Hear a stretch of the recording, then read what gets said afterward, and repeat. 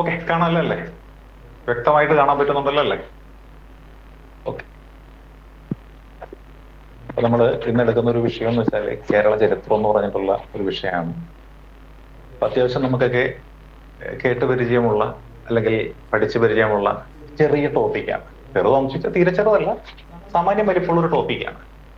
അപ്പോൾ ആ ഒരു ടോപ്പിക്കുമായി ബന്ധപ്പെട്ടുകൊണ്ട് നമ്മൾ കുറച്ച് കാര്യങ്ങൾ ഇവിടെ ഡിസ്കസ് ചെയ്ത് പോവുകയാണ്. അതിൽ നിന്നും പരീക്ഷയ്ക്ക് ചോദിക്കാൻ സാധ്യത കൽപ്പിക്കപ്പെടുന്ന കുറച്ചധികം കാര്യങ്ങളുണ്ട്. അതിൽ ആ സിലബസിലുള്ള കാര്യങ്ങളിൽ ആദ്യത്തേത് നമ്മൾ നോക്കിയാൽ നമുക്ക് പറയാൻ പറ്റുന്ന കാര്യം തന്നെയാണ്, ഇൻഡിപെൻഡൻസിന് മുൻപുള്ള പ്രധാനപ്പെട്ട സോഷ്യോ പൊളിറ്റിക്കൽ മൂവ്മെന്റ്സ് അല്ലെ, സാമൂഹ്യ രാഷ്ട്രീയ മുന്നേറ്റങ്ങളെ കുറിച്ച് ചോദിച്ചിരിക്കുന്നത്. അപ്പോൾ ആ സാമൂഹ്യ രാഷ്ട്രീയ മുന്നേറ്റങ്ങളെ കുറിച്ച് നമുക്ക് ഡിസ്കസ് ചെയ്ത് പോകാവുന്ന കാര്യങ്ങളിൽ അല്ലെ. അപ്പൊ അതെന്തൊക്കെയാണ്, ഏതെല്ലാമാണ് നമ്മൾ കൃത്യമായിട്ട് അറിയണം. അപ്പൊ സാമൂഹ്യ രാഷ്ട്രീയ കാര്യങ്ങൾ, നമ്മളൊരു സാമൂഹ്യ ജീവിയാണ്. അപ്പൊ സമൂഹത്തെ സംബന്ധിക്കുന്ന ഒരുപാട് കാര്യങ്ങൾ നമുക്കറിയാൻ പറ്റും. എന്നാലും നമ്മുടെ കേരളത്തെ സംബന്ധിച്ച് എന്തെല്ലാം കാര്യങ്ങൾ നമുക്ക് മനസ്സിലാക്കാനായിട്ട് സാധിക്കും. അതായത് socio political movements in Kerala എന്ന് പറയുന്ന ഒരു ഏരിയ നമ്മൾ നോക്കാൻ പോകും അല്ലെ.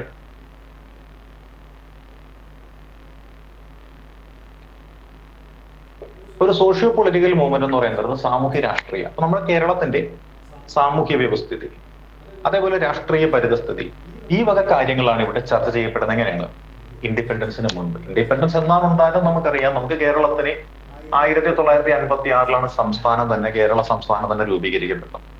അപ്പൊ നമുക്ക് സ്വാതന്ത്ര്യം കിട്ടിയത് 1947 സ്വാതന്ത്ര്യം കിട്ടിയത്. സംസ്ഥാനങ്ങളുടെ ലയനത്തിന്റെ ആദ്യത്തെ പ്രക്രിയ നടത്തപ്പെടുന്നത് 1949 നടത്തപ്പെടുന്നത്. അപ്പോൾ ഇതിനൊക്കെ മുൻപ് ഇവിടെ നടന്നിട്ടുള്ള സാമൂഹ്യ രാഷ്ട്രീയ മുന്നേറ്റങ്ങളെയും സമരങ്ങളെയും കുറിച്ചുള്ള ഒരു മേഖലയാണ് ഇവിടെ ഉള്ളത്. അപ്പൊ നമ്മൾ ഓർക്കുക, ഏതെല്ലാം രീതിയിലാണ് ഇവിടെ മാറ്റങ്ങൾ ഉണ്ടായെന്ന് നമ്മൾ മനസ്സിലാക്കുന്നത് അല്ലെ. അപ്പൊ ഏതെല്ലാം രീതിയിൽ ഇവിടെ മാറ്റങ്ങൾ ഉണ്ടായെന്ന് നമ്മൾ നോക്കണം. ആ മാറ്റങ്ങൾ എന്തെല്ലാം കാര്യങ്ങൾ ഇവിടെ കൊണ്ടുവന്നു എന്ന് പറയും അല്ലെ. അപ്പൊ ഇവിടെ നോക്കിയാലേ നമുക്ക് മനസ്സിലാക്കാൻ പറ്റുന്ന ഒരു കാര്യം എന്തെന്ന് വെച്ചാല്, ഇവിടെ ഏതെല്ലാം മേഖലകളിലാണ് പ്രശ്നങ്ങളും പ്രക്ഷോഭങ്ങളും ഒക്കെ ഉണ്ടായിട്ടുള്ളത് നമ്മൾ അറിയണം. അങ്ങനെ നോക്കിയാൽ നമ്മള് പല മേഖലകളിൽ ഇവിടെ കലാപങ്ങൾ ഉണ്ടായിട്ടുണ്ട്, പല മേഖലകളിൽ ഇവിടെ സമരങ്ങൾ ഉണ്ടായിട്ടുണ്ട്. ആ കാര്യങ്ങളെ കുറിച്ച് നോക്കുമ്പോൾ നമുക്ക് നോക്കേണ്ടത് ആദ്യം എന്താണ്, അവകാശങ്ങൾക്ക് വേണ്ടി നടന്ന ഒരുപാട് സമരങ്ങൾ.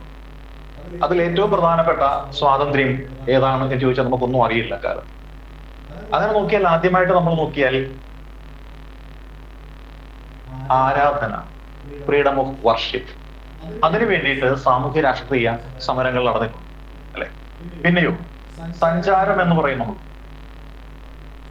ഫ്രീഡം ഓഫ് മൂവ്മെന്റ്, അതിനുവേണ്ടി ഇവിടെ ഒരുപാട് സമരങ്ങളും പ്രക്ഷോഭങ്ങളും ഒക്കെ നടന്നിട്ടുണ്ട്. പിന്നെ നമ്മൾ നോക്കിയാൽ നമുക്ക് മനസ്സിലാക്കാൻ പറ്റുന്ന കാര്യം എന്താ, പൊളിറ്റിക്കൽ റൈറ്റ്സ് അല്ലെ, രാഷ്ട്രീയപരമായിട്ടുള്ള അവകാശം അല്ലെ, പൊളിറ്റിക്കൽ റൈറ്റ്സ്. ഇപ്പൊ രാഷ്ട്രീയ അവകാശം, ഇപ്പൊ രാഷ്ട്രീയ അവകാശങ്ങൾ നേടിയെടുക്കാൻ വേണ്ടിയിട്ട് നമ്മുടെ ഇവിടെ ഇത്തരത്തിലുള്ള മുന്നേറ്റങ്ങൾ നടന്നിട്ടുണ്ട്. അപ്പൊ രാഷ്ട്രീയ അവകാശങ്ങൾ നേടിയെടുക്കാൻ വേണ്ടിയിട്ട്, സഞ്ചാര സ്വാതന്ത്ര്യങ്ങൾ നേടിയെടുക്കാൻ വേണ്ടിയിട്ട്, ആരാധന എന്ന് പറയുന്ന അവകാശം നേടിയെടുക്കുന്നതിന് വേണ്ടിയിട്ട്, പിന്നെയോ കർഷകരെന്ന് പറഞ്ഞ വിഭാഗം ഇവിടെ അല്ലെ. അപ്പൊ കർഷകരുടെ കൃഷിഭൂമിയുമായി ബന്ധപ്പെട്ടിട്ടുള്ള ഒരുപാട് അവകാശങ്ങളുണ്ട്. അപ്പോൾ ആ കർഷകരുടെ അവകാശങ്ങൾ നേടിയെടുക്കാൻ വേണ്ടിയിട്ട് ഇവിടെ സമരങ്ങൾ നടന്നിട്ടുണ്ട്. അപ്പൊ കർഷക സമരങ്ങള്, രാഷ്ട്രീയ അവകാശങ്ങൾ നേടിയെടുക്കാൻ വേണ്ടിയുള്ള സമരങ്ങള്, സഞ്ചാര സ്വാതന്ത്ര്യം, രാഷ്ട്രീയ അവകാശങ്ങള്. പിന്നെ വീണ്ടും നോക്കിയാൽ നമുക്ക് ഒരുപാട് മേഖലകൾ കാണാൻ സാധിക്കും. നമ്മൾ ഇന്ന് ഇഷ്ടപ്പെട്ട ഷർട്ട് ധരിക്കുന്നു അല്ലെ. ഷർട്ടും പാന്റും മുണ്ടും ചുരിദാറും സാരിയും ഒക്കെ നമ്മൾ ധരിക്കുന്നുണ്ട്. അതെല്ലാം നമ്മുടെ വസ്ത്ര സ്വാതന്ത്ര്യമാണ്. പലതരത്തിലുള്ള ആഭരണങ്ങൾ ധരിക്കാറുണ്ട്, മുക്കുത്തിയൊക്കെ പലരും ഒക്കെ ധരിക്കാറുണ്ട്. അപ്പൊ അങ്ങനെ നോക്കിയാൽ ഈ വസ്ത്രവും ആഭരണവും ധരിക്കാനായിട്ട് നമുക്ക് എന്തുണ്ട്, സ്വാതന്ത്ര്യമുണ്ട്. അപ്പോൾ ഈ വസ്ത്രവും ആഭരണവും ഒക്കെ ധരിക്കാനുള്ള സ്വാതന്ത്ര്യവും ഒരു കാലത്തില്ലായിരുന്നു. അതും നമുക്ക് നേടിത്തുന്നത് ഇത്തരത്തിലുള്ള ഒരു മുന്നേറ്റങ്ങളിലൂടെയാണ്. അപ്പോൾ അത്തരത്തിലുള്ള മുന്നേറ്റങ്ങളാണ്, സ്വാതന്ത്ര്യത്തിന് മുൻപുണ്ടായിരുന്ന ആ മുന്നേറ്റങ്ങളാണ് നമ്മൾ ആദ്യമായിട്ടൊന്ന് മനസ്സിലാക്കാൻ വയ്ക്കേണ്ടത്. ഈ ഒരു ഏരിയയിൽ നിന്നും ചിലപ്പോൾ ചോദ്യങ്ങളൊക്കെ പ്രതീക്ഷിക്കാവുന്നതാണ്. കാരണം നമ്മുടെ സോഷ്യൽ റിഫോമേഴ്സ് എന്ന പേരിൽ അറിയപ്പെട്ടിരുന്ന റിനൈസൻസ് ലീഡേഴ്സ് ഉണ്ടല്ലോ, അവരൊക്കെ ഉണ്ടായിരുന്ന ഒരു കാലഘട്ടമാണ് ഈ ഒരു കാലഘട്ടം. സോഷ്യൽ റിഫോമേഴ്സ് എന്ന് പറയുന്ന നവോത്ഥാന നായകന്മാരെന്നൊക്കെ പറയുന്ന ആളുകൾ ഉണ്ടായിരുന്ന ഒരു കാലഘട്ടമാണ്. ആ കാലഘട്ടത്തിൽ നടന്നിട്ടുള്ള പ്രധാനപ്പെട്ട ചില സമരങ്ങളും പോരാട്ടങ്ങളും ഒക്കെയാണ് നമ്മളിപ്പോ നോക്കുന്നത്. അങ്ങനെ നോക്കിയാൽ ഈ പറയുന്ന, ആദ്യമായിട്ട് നമ്മൾ നോക്കിയാൽ ആരാധന, ഇപ്പൊ നമ്മൾ ഇഷ്ടപ്പെട്ട ദൈവത്തിൽ വിശ്വസിക്കുന്ന ആൾക്കാരല്ലേ. എന്റെ ഇഷ്ടപ്പെട്ട ദൈവം ആയിരിക്കില്ല നിങ്ങളുടെ ഇഷ്ടപ്പെട്ട ദൈവം. ഞാൻ ആരാധിക്കുന്ന മൂർത്തി ആയിരിക്കില്ല നിങ്ങൾ ആരാധിക്കണം. എന്റെ വിശ്വാസക്രമമോ എന്റെ പ്രാർത്ഥനാ രീതി ഒന്നും ആയിരിക്കില്ല നിങ്ങളിൽ പലരുടെയും. അപ്പോൾ അവിടെ ഒരു മാറ്റമുണ്ടായി. അതുമുണ്ടായത് ഈ പറയുന്ന സോഷ്യോ പൊളിറ്റിക്കൽ മൂവ്മെന്റ്സിന്റെ ഭാഗമായിട്ടാണ്. അതിൽ ആദ്യമായിട്ട് നമ്മൾ നോക്കിയാൽ നമ്മുടെ 18th സെഞ്ചുറി എന്നാണ് പറയുന്നത് എന്നുണ്ടെങ്കിലും അതിന്റെ ബാധകമായിട്ട് പെടാത്ത ഒരു ഏരിയയാണ്. നമ്മൾ കേട്ട് കാണും, നിങ്ങൾ പഠിച്ചിട്ടുള്ള ഒരു മേഖലയായിരിക്കും ഉദയംപേരൂർ എന്ന് പറഞ്ഞൊരു സ്ഥലം. കേട്ടിട്ടുണ്ടോ ഉദയംപേരൂർ? അത് എവിടെയാണ്? എറണാകുളം ജില്ലയിലാണ് ഉദയംപേരൂർ അല്ലെ? എറണാകുളം ജില്ലയിലെ ഉദയംപേരൂർ എന്ന് പറഞ്ഞൊരു സ്ഥലമുണ്ട്. എറണാകുളം ജില്ലയിലാണ് ഉദയംപേരൂർ. നമ്മുടെ വൈക്കത്ത് നിന്ന് എറണാകുളത്തേക്ക് പോകുന്ന വഴിയാണ് ഉദയംപേരൂർ. അവിടെ വെച്ച് ഒരു സമ്മേളനം നടന്നു. ഇതിനെ നമ്മൾ വിളിക്കുന്ന പേര് ഉദയംപേരൂരിലെ സൂനഹദോസ് എന്നാണ് വിളിക്കുന്നത്. ഉദയംപേരൂരിലെ സൂനഹദോസ് എന്ന് വിളിക്കുന്നത്. അപ്പൊ എന്താണ് സംഭവം എന്നറിഞ്ഞാൽ മാത്രം മതി. ഇവിടെ ഇത് രണ്ട് മതങ്ങൾ തമ്മിലുള്ള പ്രശ്നം പരിഹരിക്കാൻ വേണ്ടിയിട്ടുണ്ടായ ഒരു മീറ്റിംഗ് എന്ന് വേണമെങ്കിൽ പറയാം. അപ്പൊ രണ്ട് മതം എന്ന് പറയാൻ നേരത്തെ ഏതാണ്? ക്രിസ്തു മത വിഭാഗം എന്ന് പറയുന്ന ആ ക്രിസ്ത്യാനികളിൽപ്പെട്ട രണ്ട് വിഭാഗങ്ങൾ. ഒന്ന് ആരാണ്? ഒന്ന് നമ്മുടെ ലത്തീൻ ആരാധനാ സമ്പ്രദായം പിന്തുടരുന്ന പോർച്ചുഗീസുകാർ. രണ്ടാമത്തേത് സെന്റ് തോമസ്. സെന്റ് തോമസ് നമുക്കറിയാം AD 52 സെന്റ് തോമസ് എവിടെ വരുന്നത്? നമ്മുടെ കേരളത്തിൽ വരുന്നത്. അതിനു മുൻപ് അദ്ദേഹം നമ്മൾ ഏൻഷ്യന്റ് ഇന്ത്യ ചരിത്രം പഠിച്ചപ്പോൾ ഗോണ്ട ഫർണസ് എന്ന് പറയുന്ന ഒരു രാജാവിന്റെ പള്ളി പുതുക്കി പണിയുന്നതിന് വന്ന ഒരു വാസ്തു വിദഗ്ധനായിട്ടുള്ള തച്ചുശാസ്ത്ര വിദഗ്ധനായിട്ടുള്ള ഒരാളായിരുന്നു. ഗോണ്ട ഫർണസിനെ ക്രിസ്തുമതമൊക്കെ പരിവർത്തനം ചെയ്യിപ്പിച്ച ശേഷം അദ്ദേഹം എങ്ങോട്ട് വരികയാണ്? അറബിക്കടലിലൂടെ കപ്പലിൽ കയറിയിട്ട് നമ്മുടെ കൊടുങ്ങല്ലൂരിനടുത്തുള്ള മാലിങ്കര എന്ന് പറഞ്ഞൊരു സ്ഥലത്ത് വന്നിറങ്ങി. അവിടെ വന്നിറങ്ങിയിട്ട് അദ്ദേഹം എന്ത് ചെയ്യാണ്? ഈ ക്രിസ്തുമതത്തിന്റെ പ്രചരണം നടത്തുകയാണ്. അങ്ങനെ 7 പള്ളികൾ അദ്ദേഹം സ്ഥാപിച്ചു എന്ന് പറയുന്നു. അദ്ദേഹം സ്ഥാപിച്ച ഒരു കപ്പേള ഞങ്ങളുടെ നാട്ടിലുണ്ട്. കൊക്കോതമംഗലം എന്ന് പറഞ്ഞ സ്ഥലമാണ്. അപ്പോൾ അങ്ങനെ ഈ തോമസ് ലീഹയാൽ ജ്ഞാനസ്നാനപ്പെട്ട ആളുകൾ AD 52 മുതൽ ഇവിടെയുള്ള ആളുകൾ അവരാരാണ്? ഒരു ക്രിസ്ത്യാനികളാണ്. ഏറ്റവും പഴക്കം ചെന്ന ക്രിസ്ത്യാനികൾ എന്നറിയപ്പെടുന്നത് ഈ പറയുന്ന ഈ തോമസ് ലീഹ മതപരിവർത്തനം ചെയ്ത ആൾക്കാരാണ്. അവര് സിറിയയിൽ നിന്നും വന്നിട്ടുള്ള അവിശ്വാസക്രമം അനുസരിച്ചാണ് ആയിരിക്കുന്നത്. അതുകൊണ്ട് അവരറിയപ്പെടുന്നത് ഒരു സുറിയാനികൾ എന്നാണ്. സുറിയാനി. ഈ സുറിയാനികൾ എന്ന് പറയുമ്പോൾ, ഇവിടെയുള്ള ക്രിസ്ത്യാനികൾ എന്ന് പറയുമ്പോൾ അവര് എങ്ങനെയാണെന്ന് ചോദിച്ചാല് അവര് ഇവിടെ മതപരിവർത്തനത്തിന് വിധേയരാക്കപ്പെട്ട ആൾക്കാരാണല്ലോ. അപ്പൊ ഇവിടെ പിന്തുടർന്നത് നമ്മുടെ അമ്പലങ്ങളിലും മറ്റുമൊക്കെ ഹിന്ദുക്കളൊക്കെ ആചരിച്ചിരുന്ന അതേ മോഡലിലുള്ള ഒരു ആരാധനാ സമ്പ്രദായമൊക്കെയാണ്. അതുകൊണ്ട് തന്നെ ഹൈന്ദവരുടെ ഇതിൽ വലിയ വ്യത്യാസമൊന്നും ഇവർക്കില്ലായിരുന്നു.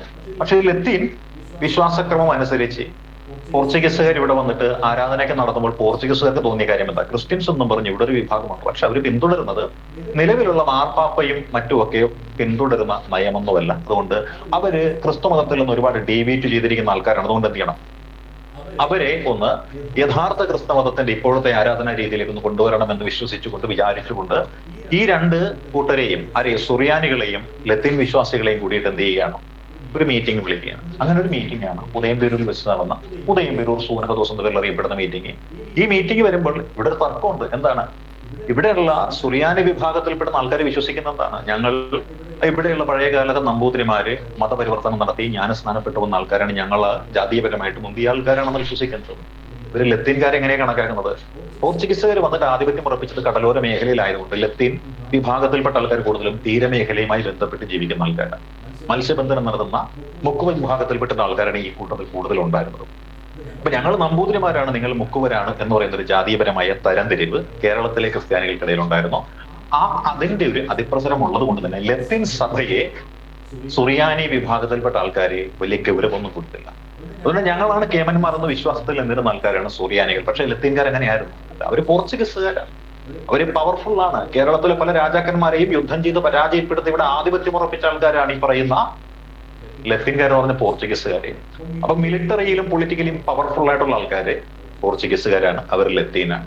എന്നാൽ ഇവിടെയോ ഞങ്ങൾ അതിപുരാതന കുടുംബത്തിൽപ്പെട്ട നമ്പൂതിരിമാരുടെ പിന്മുറക്കാരാണെന്ന് പറയുന്ന സുറിയാനികളുണ്ട്. അവര് ജാതീയപരമായിട്ട് മുൻപിൽ കാണിക്കുന്ന ആൾക്കാരാണ്. അപ്പോൾ ഈ രണ്ട് വിഭാഗങ്ങൾ തമ്മിൽ ഒന്നുണ്ടാവുകയാണ്, ഒരു ക്ലാഷ് ഉണ്ടാവുകയാണ്. ആ ക്ലാഷ് പരിഹരിക്കാൻ വേണ്ടിയിട്ട് ഇവിടെ അലക്സിസ് ഡി മെനാസിസ് എന്ന് പറയുന്ന ഒരു എന്താണ് ഒരു പുരോഹിതൻ, ആ പുരോഹിതന്റെ നേതൃത്വത്തിൽ ചർച്ച നടക്കുന്നു. ഒരുപാട് കത്തനാർമാരും, എണ്ണമൊന്നും പഠിക്കേണ്ട ആവശ്യമൊന്നുമില്ല, ഒരുപാട് കത്തനാർമാര് വന്നു, ഒരുപാട് ഡീക്കന്മാര് വന്നു, പ്രതിനിധികൾ വന്നു. ഇവരെല്ലാവരും ഇവിടെ വെച്ചെന്താണ് പങ്കെടുക്കുന്നു. ആ പങ്കെടുത്തതിന് ശേഷം എന്ത് ചെയ്യണം, ഒരു തീരുമാനത്തിലേക്ക് അവരെത്തുകയാണ്. ആ തീരുമാനം എന്ന് പറയുന്നത് ഈ സുറിയാനി സഭ എന്ന് പറയുന്ന എന്ത് ചെയ്യും, അവരുടെ ആരാധനാ സമ്പ്രദായങ്ങളിൽ കാലോചിതമായ പരിഷ്കാരങ്ങൾ വരുത്തും. ലത്തീൻ ആരാധനാ സമ്പ്രദായങ്ങളെ പിന്തുടരുകയില്ല എങ്കിലും ലത്തീൻ ബൈബിൾ മുതലായ കാര്യങ്ങൾ, വിശ്വസിക്കുന്ന കാര്യങ്ങൾ ഒരു അംഗീകരിക്കുമെന്നൊക്കെ പറഞ്ഞ് എന്ത് ചെയ്യണം, ചെറിയൊരു മാറ്റം വരുത്തുകയാണ്. എന്നാൽ പൂർണ്ണമായിട്ടും ഈ പറയുന്ന ഉദയംപേരുള്ള സൂനഹദോസ് സുറിയാനികളെ ലത്തീൻ ആരാധന സമ്പ്രദായത്തിലോട്ട് കൊണ്ടുവന്നില്ല. കുറച്ച് ആളുകൾക്കൊക്കെ എതിർപ്പുണ്ടായിരുന്നു. ഞങ്ങൾക്ക് ആ പഴയ ആരാധന സമ്പ്രദായം മതിയെന്ന് പറഞ്ഞുകൊണ്ട് അവരങ്ങോട്ടും. അതേ തുടർന്ന് എന്താണ് ചെറിയൊരു വിള്ളല് ഈ പറയുന്ന സംഭവത്തിൽ ഉണ്ടാവുകയാണ്. അത് കേരളത്തിലെ ക്രൈസ്തവ സഭകൾക്കിടയിൽ ഒരു വിള്ളൽ ഉണ്ടാക്കിയ ഒരു ഇൻസിഡന്റ് എന്ന നിലയിലാണ് നമ്മൾ ഉദയംപേരുള്ള സൂനഹദോസിനെ വിശേഷിപ്പിക്കുന്നത്.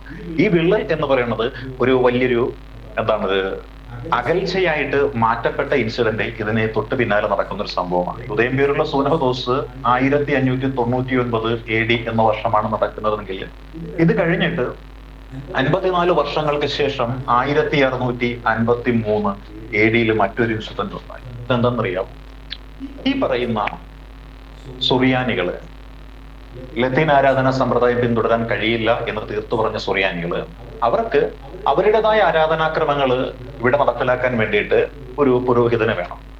അത് ലത്തീൻ പുരോഹിതന് വേണ്ട. അതുകൊണ്ട് അവരെന്ത് ചെയ്തു, സിറിയയിലെ പാത്രിയാർക്കീസിന് ഒരു കുറിപ്പ് അയച്ചു. ആ കുറിപ്പം പ്രകാരം സിറിയയിലെ പാത്രിയാർക്കീസ് എന്ത് ചെയ്തു, ഇങ്ങോട്ടേക്ക് ഒരു മിഷണറിയെ അയച്ചു. ആ മിഷണറിയുടെ പേരായിരുന്നു അഹറ്റല്ല എന്ന് പറയും. അഹറ്റല്ല എന്ന് പറഞ്ഞൊരു മിഷണറി ഇങ്ങോട്ടേക്ക് അയക്കുകയാണ്. അഹറ്റല്ല എന്ന പദത്തിന്റെ അർത്ഥം എന്ന് വെച്ചാൽ ദൈവം നിയോഗിച്ച വ്യക്തി എന്നാണ് അഹറ്റല്ല എന്ന പദത്തിന്റെ അർത്ഥം. അങ്ങനെ അഹറ്റല്ല ഇവിടെ വരുന്നു, സുറിയാനികൾക്ക് ഒരു ഉണർവുണ്ടാക്കുന്നു. ഈ സമയത്ത് പോർച്ചുഗീസുകാരുടെ ഒരു മിഷണറി ഇവിടെയുണ്ട്. ആ മിഷണറിയുടെ പേര് ഗാർസിയ എന്നാണ്. ഗാർസിയ. ഈ ഗാർസിയ എന്ന് പറഞ്ഞ ആള് ലത്തീൻ മിഷണറിയാണ്. അദ്ദേഹം ഈ സുറിയാനികളുടെ മേൽ ആധിപത്യം ചെലുത്താൻ വേണ്ടി ശ്രമിക്കുന്ന ഒരാളാണ്. ഈ ഗാർസിയയുടെ നിർദ്ദേശപ്രകാരം അഹറ്റല്ല എന്ന് പറയുന്ന സുറിയാനികളുടെ ആ ഒരു ബിഷപ്പിനെ പോർച്ചുഗീസ് സൈന്യം പിടികൂടുകയും അദ്ദേഹത്തെ ഇവിടുന്ന് നാട് കടത്തുകയും ചെയ്തു. എന്നാൽ ഇവിടെ പ്രചരിച്ച വാർത്ത മറ്റൊന്നാണ്. ഈ അഹറ്റല്ലയെ പിടിച്ച് ഗാർസിയയുടെ നിർദ്ദേശപ്രകാരം കടലിൽ മുക്കി കൊലപ്പെടുത്തി എന്നൊരു വാർത്തയാണ് ഇവിടെ പ്രചരിച്ചത്. അതോടുകൂടി ഇവിടെയുള്ള ആ സുറിയാനികൾ മൊത്തത്തിൽ അങ്ങ് ഇളകുകയാണ്. അങ്ങനെ ഇളകി അവരൊരു പ്രതിജ്ഞ എടുത്തു, ഇനി ജീവിതത്തിൽ ഒരിക്കലും ലത്തീൻ ആരാധനാ സമ്പ്രദായം ഞങ്ങൾ പിന്തുടരുകയില്ല, ലത്തീൻ ബൈബിൾ ഞങ്ങൾ അംഗീകരിക്കുകയില്ല, ലത്തീൻ രാജാവായിട്ടുള്ള മാനുവൽ രാജാവിനെ ഞങ്ങൾ അംഗീകരിക്കുകയില്ല, റോമിലെ മാർപ്പാപ്പയെ ഞങ്ങൾ ജന്മം ചെയ്താൽ അംഗീകരിക്കുകയില്ല. ഇങ്ങനെ ഒരു തീരുമാനമെടുത്തു. എന്നിട്ടോ ആ തീരുമാനം എന്ന് പറയുന്നത് കുരിശിൽ തൊട്ട് സത്യം ചെയ്യാൻ തീരുമാനിച്ചു. തോമാസ് ലീഹ സ്ഥാപിച്ച മട്ടാഞ്ചേരിയിലുള്ള ഒരു കുരിശുണ്ട്. ആ കുരിശിൽ തൊട്ട് സത്യം ചെയ്യാനായിട്ട് ഇവർ തീരുമാനിച്ച എല്ലാവരും കൂടി. പക്ഷെ എല്ലാവർക്കും കുരിശിൽ തൊട്ട് സത്യം ചെയ്യാനുള്ള സ്ഥലമോ സൗകര്യമോ ഇല്ലാത്തതുകൊണ്ട് കുരിശിലൊരു വടം കെട്ടി.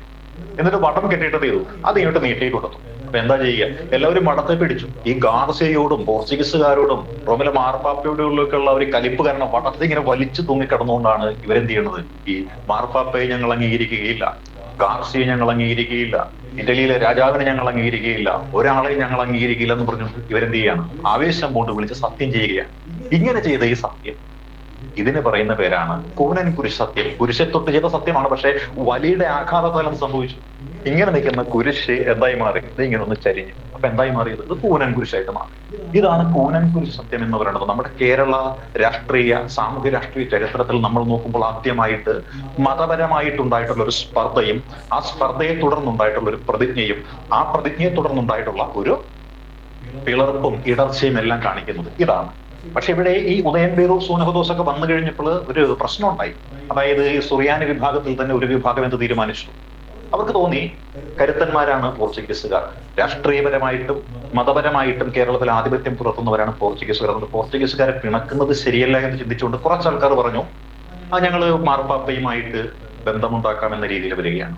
അങ്ങനെ വന്ന ആൾക്കാരാണ് റോമാ സുറിയാനികൾ എന്ന പേരിൽ അറിയപ്പെടുന്ന ആൾക്കാർ. റോമാ സുറിയാനികൾ എന്ന പേരിലും മറ്റൊരു തനി സുറിയാനികൾ എന്ന രീതിയിൽ പഴയ കൂറ്റുകാരെന്നും പുത്തൻ കൂറ്റുകാരെന്നൊക്കെയുള്ള പേരിൽ അറിയപ്പെടുന്ന ഒരു സംഭവമാണ് ഈ സംഭവം. ഇതാണ് നമ്മുടെ കേരളത്തിലെ മതപരമായ അല്ലെങ്കിൽ സോഷ്യോ പൊളിറ്റിക്കൽ മൂവ്മെന്റ് നോക്കിയാൽ മതസ്വാതന്ത്ര്യത്തിന് വേണ്ടി നടന്ന ആദ്യത്തെ സമരം എന്ന് നമുക്ക് വിശേഷിപ്പിക്കാൻ പറ്റുന്ന ഒരു ഇൻസിഡന്റ് എന്ന് പറയുന്നതാണ് കൂനൻ കുരിശ് സത്യവും ഉദയംപേരുള്ള സൂനഹദോസും. ഇതാണ് പരമപ്രധാനമായിട്ട് നമ്മൾ കേരളത്തിലെ രാഷ്ട്രീയ മതചരിത്രം പഠിക്കുമ്പോൾ ആദ്യമായിട്ട് പഠിക്കേണ്ടുന്ന ഒന്നെന്ന് പറയുന്നത് ഇതാണ്. ഇതിന് ശേഷം നമ്മൾ നോക്കേണ്ടുന്ന മറ്റൊരു പ്രധാനപ്പെട്ട കാര്യം എന്ന് വെച്ചാൽ എന്താണെന്നറിയാമോ?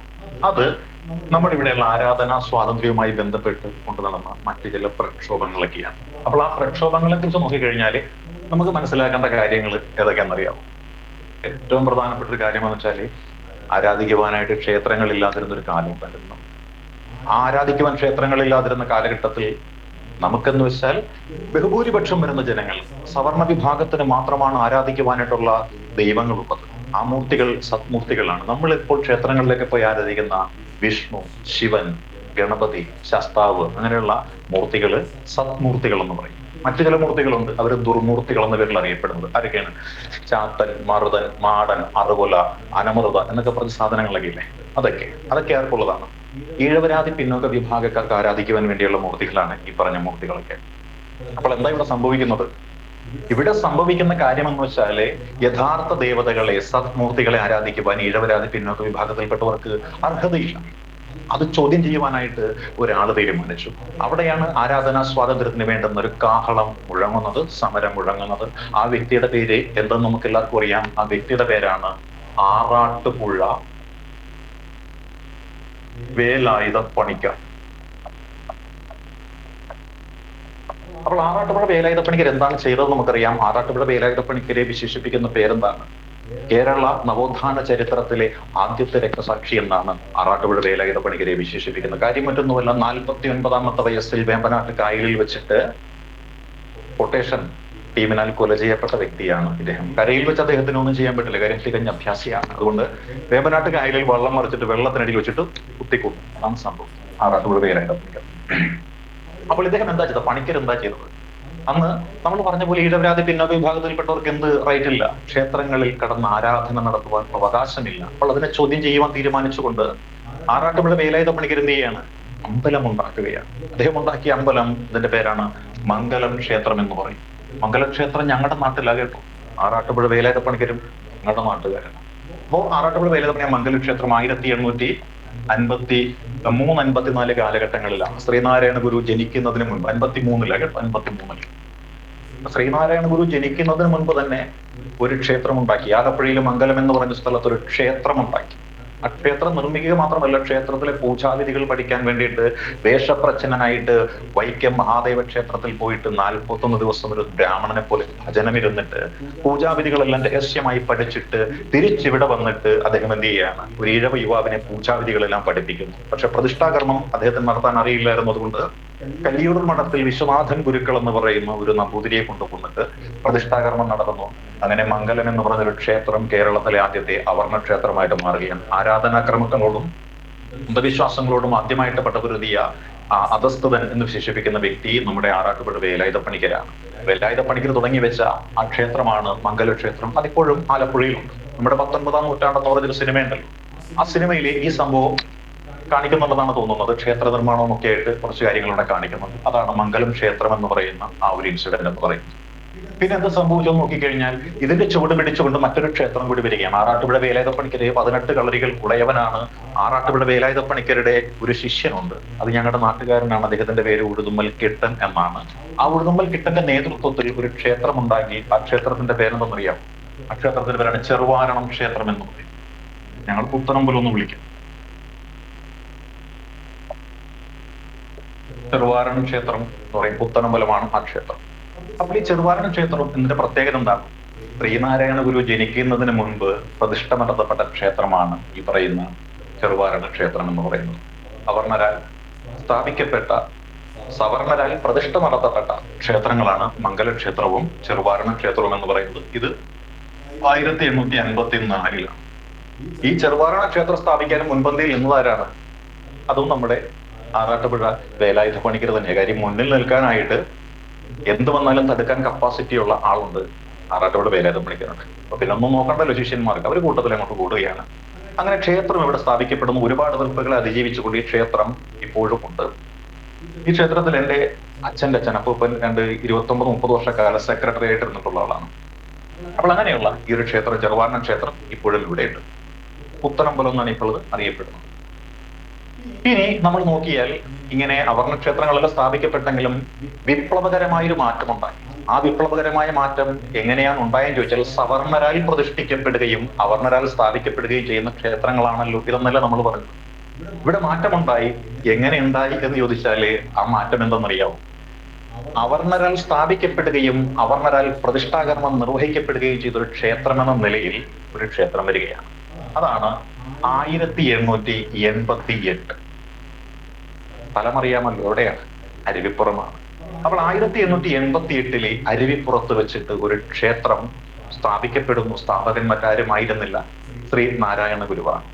1888 ക്ഷേത്രം സ്ഥാപിക്കുന്നതിന് മുന്നോടിയായിട്ട് അദ്ദേഹം അവിടെ ഒരു കമ്മിറ്റി ഉണ്ടാക്കി, ക്ഷേത്രയോഗം എന്ന് പറയും. അരുവിപ്പുറം ക്ഷേത്രയോഗം എന്ന് പറഞ്ഞൊരു കമ്മിറ്റി 87 ഉണ്ടാക്കുന്നത്. അതിനുശേഷം പറഞ്ഞു, ഈ ദിവസം ഈ ഒരു മുഹൂർത്തത്തിൽ ഞങ്ങൾ ഇങ്ങനെ ഒരു ക്ഷേത്രം ഉണ്ടാക്കുമെന്ന് പറഞ്ഞു. അപ്പോൾ ശ്രീനാരായണ ഗുരു അദ്ദേഹത്തിന്റെ മുൻഗാമിയായ ആറാട്ടുപുഴ വേലായുധ പണിക്കർ ചെയ്തതുപോലെ എന്തൊക്കെയോ ചെയ്യുവാനായിട്ട് വരുന്നു എന്നാണ് ആര് ചിന്തിച്ചത്? മറ്റുള്ള ഇവിടെയുള്ള സവർണന്മാരെല്ലാരും ചിന്തിച്ചത്. പക്ഷേ ആ റെക്കോർഡിങ് നടക്കുന്നുണ്ട് കേട്ടോ. അപ്പൊ സവർണന്മാർ ചിന്തിച്ചത്. പക്ഷെ ഇദ്ദേഹം പ്രതിഷ്ഠിക്കുവാനായിട്ട് ദിവസം നിശ്ചയിക്കപ്പെടുന്ന സമയത്ത് പ്രതിഷ്ഠയാരും നടത്തുമെന്ന് എല്ലാവരും ഇങ്ങനെ കാത്തിരിക്കുകയാണ്. കാര്യം നമ്പൂതിരിമാരെല്ലാരും തീരുമാനിച്ചു, ഈഴവരുടെ അമ്പലാണ്, നമ്മൾ ആരും പ്രതിഷ്ഠിക്കാൻ പോകണ്ട. അതുകൊണ്ട് പ്രതിഷ്ഠിക്കുവാനായിട്ട് നമ്പൂതിരിമാരും പോകാതെ അവരെല്ലാവരും ബറ്റാലിയനായിട്ട് തീരുമാനമെടുത്തിരിക്കുന്ന ദിവസം പ്രതിഷ്ഠ നിർവഹിച്ച മുഹൂർത്തം അവരൊക്കെ വന്ന് നോക്കി നിൽക്കുകയാണ്, എന്താണ് ഇവിടെ സംഭവിക്കണം എന്ന് അറിയാൻ പറ്റും. നാരായണ ഗുരു എന്ത് ചെയ്തു? അരുവിപ്പുറത്ത് ആണ് അദ്ദേഹത്തിന്റെ താവളം വന്ന് നേരെ നെയ്യാറ്റിൻകരയിലേക്ക് ഇറങ്ങിയിട്ട് ഒരു ശിവലിംഗത്തിന്റെ ആകൃതിയിലുള്ള ഒരു കല്ലുമായിട്ട് വന്നിട്ട് അവിടെ പ്രതിഷ്ഠ നടത്തുന്നു. ആ പ്രതിഷ്ഠയാണ് അരുവിപ്പുറം പ്രതിഷ്ഠ എന്ന് പറയുന്നത്. കേരളത്തിലെ ആരാധനാ സ്വാതന്ത്ര്യ സമരത്തിന്റെ ചരിത്രത്തിലെ വിപ്ലവാത്മകമായ സംഭവമെന്ന് ചരിത്രത്തിൽ രേഖപ്പെടുത്തിയിരിക്കുന്ന ഒരു ഇൻസിഡന്റിനെയാണ് നമ്മൾ ഈ പറയുന്ന അരുവിപ്പുറം ക്ഷേത്ര പ്രതിഷ്ഠ എന്ന് പറയുന്നത്. കാരണം ഈഴവരാൽ അല്ലെങ്കിൽ അവർണരാൽ സ്ഥാപിക്കപ്പെട്ട ഒരു ക്ഷേത്രം അവർണനാൽ നടത്തപ്പെട്ട ആദ്യത്തെ പ്രതിഷ്ഠയാണ്. പക്ഷെ ഈ പ്രതിഷ്ഠ നടത്തുവാനായിട്ട് ശ്രീനാരായണ ഗുരുവിന് എങ്ങനെ കഴിഞ്ഞു എന്ന് ചോദിച്ചാൽ, ശ്രീനാരായണ ഗുരുവിന് ഒരു മെന്റർ ഉണ്ടായിരുന്നു, ഒരു മോട്ടിവേഷനൊക്കെ കൊടുക്കാനായിട്ട് ഒരു മെന്റർ ഉണ്ടായിരുന്നു. അദ്ദേഹത്തിന്റെ പേരാണ് തൈക്കാട് അയ്യാസ്വാമികൾ എന്ന് പറയും. ഈ തൈക്കാട് അയ്യാസ്വാമികൾ ഒരിക്കൽ പറയുകയുണ്ടായി, ക്ഷേത്ര പ്രതിഷ്ഠ നടത്തുക എന്ന് പറയുന്നത് ബ്രാഹ്മണരുടെ മാത്രം കുത്തകയല്ല. പ്രതിഷ്ഠാകർമ്മം നടത്തണമെന്നുണ്ടെങ്കിൽ പൂജാവിധികൾ അറിയുകയും അതേപോലെ താന്ത്രിക വിദ്യകൾ അറിയുകയും ചെയ്യുന്ന ഒരാൾക്ക്, മനസ്സിൽ ഈശ്വര സങ്കല്പമുള്ള ഒരാൾക്ക് നടത്താവുന്ന ഒരു കർമ്മമാണ്. അതിനെ ബ്രാഹ്മണൻ തന്നെ വേണമെന്നില്ല എന്നൊരു അഭിപ്രായം നമ്മുടെ ആരാണ്? തൈക്കാട് അയ്യാസ്വാമികൾ പറഞ്ഞു. തൈക്കാട് അയ്യാസ്വാമികൾ ശ്രീനാരായണ ഗുരുവിന്റെ ഗുരുവായിരുന്നതിനാൽ ഗുരുവിന്റെ ഗുരു എന്ന പേരിൽ അറിയപ്പെടുന്ന ഒരു വ്യക്തിയാണ്. അപ്പോൾ അങ്ങനെ ഒരു പിന്തുണ ഇദ്ദേഹത്തിന് ഇവിടെ കിട്ടിയായിരുന്നു. ഇങ്ങനെയാണ് ഇവിടെ എന്ത് സംഭവിക്കുന്നത്? ആരാധനയുമായി ബന്ധപ്പെട്ടുകൊണ്ടുള്ള ഒരു സംഭവം ഇവിടെ നടക്കുന്നത്. പക്ഷെ ഇതിനേക്കാളൊക്കെ ഏറെ പ്രസിദ്ധമായ മറ്റൊരു ഇൻസിഡന്റ് എന്തെന്നറിയാവോ? അത് ഈ സവർണ വിഭാഗത്തിനെ വെല്ലുവിളിച്ചുകൊണ്ട് ചില വ്യക്തികള് ക്ഷേത്രത്തിന്റെ അകത്ത് കടന്ന് ആരാധന നടന്നു. അതാരെന്നറിയാം? അത് മറ്റാരുമായിരുന്നില്ല, കുറുമ്പൻ ദൈവത്താൻ എന്ന് പറഞ്ഞൊരു വ്യക്തിയാണ്. കുറുമ്പൻ ദൈവത്താൻ എന്ന് പറഞ്ഞൊരു വ്യക്തി. അപ്പൊ എന്താണ് കുറുമ്പൻ ദൈവത്താൻ ചെയ്ത കാര്യം എന്നറിയാം? നമ്മുടെ ഇവിടെ ഒരു സമരം നടന്നുകൊണ്ടിരിക്കുകയാണ്. സമരം എന്ന് പറയുന്നത് 1924 ആരംഭിച്ചൊരു സമരമാണ്. സമരത്തിന്റെ പേരെന്ന് പറഞ്ഞു കഴിഞ്ഞാൽ എന്താ? വൈക്കം സത്യാഗ്രഹമാണ്. ആ വൈക്കം ക്ഷേത്രത്തിന്റെ ചുറ്റുവട്ടത്തുള്ള നടവഴിയിലൂടെ സഞ്ചരിക്കണമെന്നുള്ള ആവശ്യം, അതാണ് ഡിമാൻഡ്. പക്ഷെ അത് അനുവദിച്ച് കിട്ടുന്നില്ല. അപ്പോൾ അത് അനുവദിച്ച് കിട്ടാതിരിക്കുന്ന ഒരു കാലഘട്ടത്തില് ഒരുപാട് സത്യാഗ്രഹികള് മർദ്ദനമേറ്റി വീഴുന്ന ഒരു സാഹചര്യത്തിൽ ഈ സമരത്തിന് പിന്തുണ പ്രഖ്യാപിച്ചുകൊണ്ടൊരു വ്യക്തി വരികയാണ്. ആ വ്യക്തിയാണ് കുറുമ്പൻ ദൈവത്താൻ. അദ്ദേഹം ചെയ്ത കാര്യം എന്താണ്? പത്തനംതിട്ടയിലെ ഇടയാറന്മുള എന്ന സ്ഥലത്ത് ജനിച്ച വ്യക്തിയാണ് അദ്ദേഹം. അയ്യൻകാളിയുടെ ശിഷ്യനൊക്കെ ആയിട്ട് പ്രവർത്തിച്ചൊരു വ്യക്തിയാണ്.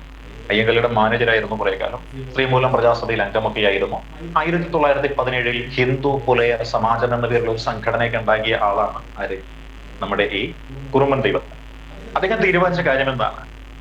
അമ്പലത്തിന്റെ വഴിയെ നടക്കാൻ സമ്മതിച്ചില്ല എങ്കിൽ അമ്പലത്തിനകത്ത് കിടന്ന് മണിമുഴക്കി ആരാധന നടത്തുവാനായിട്ട് അഗസ്ത്യരായി ഞങ്ങൾക്ക് സാധിക്കുമെന്ന് സമൂഹത്തിൽ നിന്ന് ബോധ്യപ്പെടുത്തി. അദ്ദേഹം നേരെ വരികയാണ്. അദ്ദേഹം വന്നിട്ട് എന്ത് ചെയ്തു? നമ്മുടെ ആറന്മുളയാട്ടിൽ അദ്ദേഹവും അദ്ദേഹത്തിന്റെ സംഘവും ഒന്ന് പൊളിച്ചു നേരെ ചെങ്ങന്നൂരിലെ മഹാദേവ ക്ഷേത്രത്തിന്റെ മുന്നിലേക്ക് വന്നിട്ട് നേരെ അകത്തേക്ക് കിടക്കുന്നു. എന്നിട്ട് ശ്രീകോവിലിന് മുന്നിൽ മണി ഇങ്ങനെ തൂക്കൂല, എന്നിട്ട് ആ മണി ഇങ്ങനെ അടിച്ചുകൊണ്ട് അവിടെ നിന്ന് പ്രാർത്ഥിച്ചു. ഓം നമഃ ശിവായ പ്രാർത്ഥിച്ചു.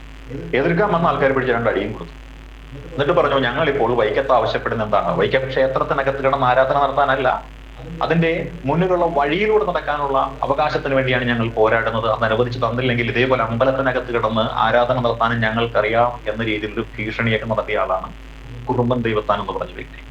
അപ്പോൾ ഇതാണ് ഈ ക്ഷേത്രത്തിനകത്ത് കിടന്ന് അല്ലെങ്കിൽ ക്ഷേത്രത്തിൽ ആരാധന നടത്താനുള്ള സ്വാതന്ത്ര്യവുമായി ബന്ധപ്പെട്ടുകൊണ്ട് നടന്ന പ്രധാനപ്പെട്ട സമരങ്ങൾ എന്ന് പറയുന്നത് ആരാധനാ സ്വാതന്ത്ര്യം. പിന്നെ ഇതിന്റെ പരിസമാപ്തി ഉണ്ടാകുന്ന സമരം എന്ന് പറയുന്നത് ഏതാണെന്നറിയാവൂ? അത് നമ്മുടെ ഗുരുവായൂർ ക്ഷേത്ര പ്രവേശന വിളംബരം എന്നൊക്കെ പറയുന്ന ക്ഷേത്ര പ്രവേശന വിളംബരം ഉണ്ടല്ലോ, 1936 നവംബർ മാസം 12 കൂടിയാണ് അതിന്റെ പരിസമാപ്തി ഉണ്ടാകുന്നത്. അപ്പോൾ നമ്മുടെ മംഗലം ക്ഷേത്രത്തിൽ നിന്ന് ആരംഭിച്ച ആ ഒരു വിപ്ലവം പര്യവസാനിക്കുന്നത് 1936 ക്ഷേത്ര പ്രവേശന വിളംബരത്തോടു കൂടിയിട്ടാണ്. അതിനു മുമ്പ് മറ്റൊരു ഐതിഹാസികമായ സമരം കൂടി നടന്നിരുന്നു. ആ സമരം എന്ന് പറയുന്നത് ക്ഷേത്രത്തിനകത്ത് കിടന്ന് ആരാധന നടത്തുവാനായിട്ട് ഹിന്ദു മതത്തിൽപ്പെട്ട എല്ലാവർക്കും അവകാശം വേണമെന്നുള്ള ആ ഒരു ഡിമാൻഡായിരുന്നു. അത് മുന്നോട്ട് വയ്ക്കപ്പെട്ട സമരം ഏതാണെന്നറിയാമോ? അത് നമ്മുടെ ഗുരുവായൂർ സത്യാഗ്രഹമായിരുന്നു. ഗുരുവായൂർ സത്യാഗ്രഹം 1931-32 കാലയളവിൽ നടന്ന ഏകദേശം ഒരു വർഷക്കാലത്തോളം നീണ്ടു നിന്ന ഒരു സമരമായിരുന്നു. ഈ സമരത്തിന്റെ മുന്നണി പോരാളിയായിട്ട് ഉണ്ടായിരുന്നത് ആരായിരുന്നു? പ്രധാനമായിട്ട് ഒരു 3-4 പേരുകൾ ഓർക്കുക. ഈ സത്യാഗ്രഹവുമായി ബന്ധപ്പെട്ടുകൊണ്ട് മന്നത്ത് പത്മനാഭൻ ഉണ്ടായിരുന്നു, കെ കേളപ്പൻ ഉണ്ടായിരുന്നു, AK ഗോപാലൻ ഉണ്ടായിരുന്നു, പി കൃഷ്ണപിള്ള ഉണ്ടായിരുന്നു, സുബ്രഹ്മണ്യം തിരുമുമ്പും ഉണ്ടായിരുന്നു. ഈ ഗുരുവായൂർ ക്ഷേത്രത്തിനകത്ത് കിടന്ന് ആരാധന നടത്തുവാനായിട്ട് എല്ലാ ജാതിയിൽപ്പെട്ട ഹിന്ദുക്കൾക്കും അവകാശം നൽകണമെന്ന് ആവശ്യപ്പെട്ടുകൊണ്ട് ഒരു ബഹുജന ജാഥ വടകരയിൽ നിന്ന് വന്നു. ആ വടകരയിൽ നിന്നും വന്ന ജാഥ നയിച്ചത് സുബ്രഹ്മണ്യ തിരുമുമ്പും നമ്മുടെ AKG കൂടിയാണ്.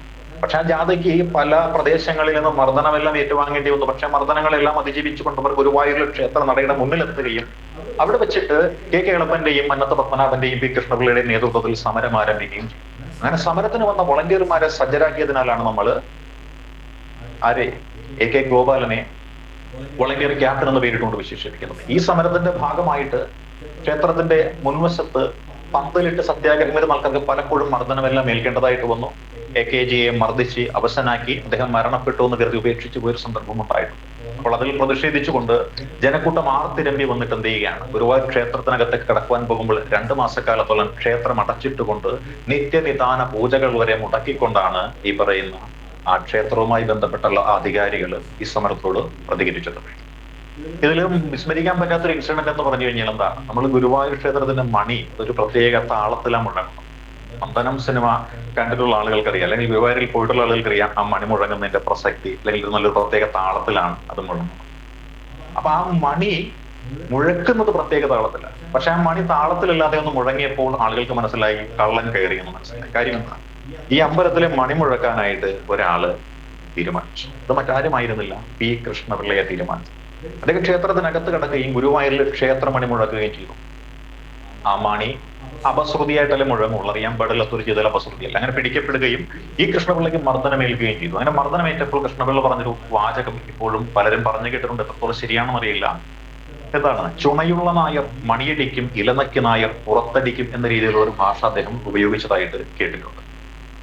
അത് മാത്രമല്ല, ഈ ഒരു ഗുരുവായൂർ സത്യാഗ്രഹവുമായി ബന്ധപ്പെട്ടുകൊണ്ട് ക്ഷേത്രം എന്ന് പറയുന്നത് ഒരിക്കലും തുറന്നു കൊടുക്കുകയില്ല എന്ന രീതിയിൽ അധികാരികൾ പ്രസ്താവന ഇറക്കി കഴിഞ്ഞപ്പോൾ അതിനെ ఖണ്ഡിക്കുവാനായിട്ട് സവർണ വിഭാഗത്തിൽ നിന്നും ഒരു വ്യക്തിയെ ആര് കൊണ്ടുവരികയാണ്? ഈ സത്യാഗ്രഹ സഭയുടെ ആൾക്കാർ കൊണ്ടുവരികയാണ്.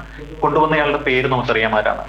അത് VT ഭട്ടതിരിപ്പാട്. VT ഭട്ടതിരിപ്പാട്, വെള്ളിത്തിരുത്തി താഴത്ത് രാമൻ ഭട്ടതിരിപ്പാട് എന്നുള്ള VT ഭട്ടതിരിപ്പാട്. ആ VT ഭട്ടതിരിപ്പാട് വരുന്നു. അദ്ദേഹം അവിടെ ഒരുപാട് നല്ല പ്രഭാഷണമൊക്കെ നടത്തുന്നു. ആ പ്രഭാഷണത്തിൽ അദ്ദേഹം പറഞ്ഞ 2-3 വാക്കുകളുണ്ട്. അദ്ദേഹം പറഞ്ഞ കാര്യം എന്താ? ഗുരുവായൂരപ്പൻ ശ്രീകൃഷ്ണനാണ്. ശ്രീകൃഷ്ണൻ എന്ന് പറഞ്ഞ ആളാരാണ്? അത് അധസ്ഥിത വിഭാഗമാണ്. യാദവൻ അധസ്ഥിത വിഭാഗമാണ്. അപ്പോൾ ആ യാദവനെ കാണുവാനായിട്ട് ഇവിടെയുള്ള മറ്റധസ്ഥിത വിഭാഗത്തിന് സാധിക്കുന്നില്ല എങ്കിൽ അത്തരത്തിലുള്ള ക്ഷേത്രങ്ങൾ കത്തി നശിച്ചു പോകുന്നതാണ് ഏറ്റവും ഉത്തമം എന്ന രീതിയിലാണ് അദ്ദേഹം പറഞ്ഞത്. അത് കേട്ട ആൾക്കാർ എന്ത് ചെയ്തു? അവരുടേതായ രീതിയിൽ വ്യാഖ്യാനിച്ചു പറഞ്ഞു, അതെ, ആ വെള്ളിത്തിരുത്തി താഴത്ത് രാമൻ ഭട്ടതിരിപ്പാടുണ്ടല്ലോ, VT ഭട്ടതിരിപ്പാട്, അദ്ദേഹം ഇവിടെ വന്നിട്ട് പറഞ്ഞു. എന്താ പറഞ്ഞത്? അദ്ദേഹം ഇവിടെ വന്നിട്ട് പറഞ്ഞ കാര്യം എന്താണ്? അമ്പലത്തിന് തീ വെച്ചിട്ട് പോകാൻ പറഞ്ഞു, അല്ലെ?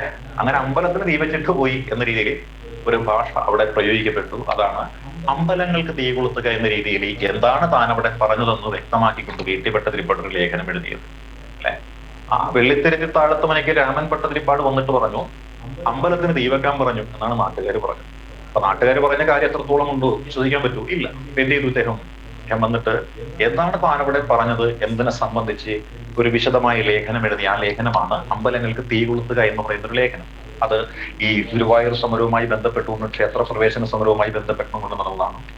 അവസാനം യാതൊരു ഗതിയും ഇല്ല എന്നൊരു ഘട്ടം വന്നു. അമ്പലം തുറന്നു കിട്ടുന്നില്ല. എന്ത് ചെയ്തു? നമ്മുടെ കെ കേളപ്പൻ അറ്റ കൈ പ്രയോഗം നടത്തി. ഗാന്ധിജി സാധാരണ പ്രഖ്യാപിക്കുന്ന പരിപാടി ഉണ്ടല്ലോ, എന്താണ്? നിരാഹാര സമരം അങ്ങോട്ട് പ്രഖ്യാപിക്കും. ഗാന്ധിജി നിരാഹാര സമരം പ്രഖ്യാപിച്ച ഫലം ഉണ്ടാകും. കാര്യം ഗാന്ധിജിയുടെ ജീവൻ ഭയങ്കര വിലപിടിപ്പുള്ളതാണ്. അത് ഗാന്ധിജി പ്രത്യേകിച്ച് ഇന്ത്യക്കാർക്കെതിരെയാണ് പ്രയോഗിക്കണം എന്നുണ്ടെങ്കിൽ ഉറപ്പായിട്ടും വിജയിക്കും. കാര്യം ആ ഗാന്ധിജിയുടെ പട്ടിണി എന്ന് പറയുന്നത് ഇന്ത്യക്കാർക്ക് ഒരിക്കലും സഹിക്കാൻ പറ്റില്ല. പക്ഷെ ഇവിടെ കെ കേളപ്പൻ നിരാഹാരം കിടന്നല്ല, ആർക്കെങ്കിലും എന്തെങ്കിലും ഒന്നുമില്ല. അതുകൊണ്ട് ഇവിടെ ഗുരുവായൂർ ക്ഷേത്ര സമിതി കെ കേളപ്പന് നിരാഹാര സമരത്തെ അവഗണിച്ചു. 12 ദിവസം കഴിഞ്ഞപ്പോഴത്തേക്കും കേളപ്പന്റെ ആരോഗ്യനില ഭയങ്കരമായി മോശമായി.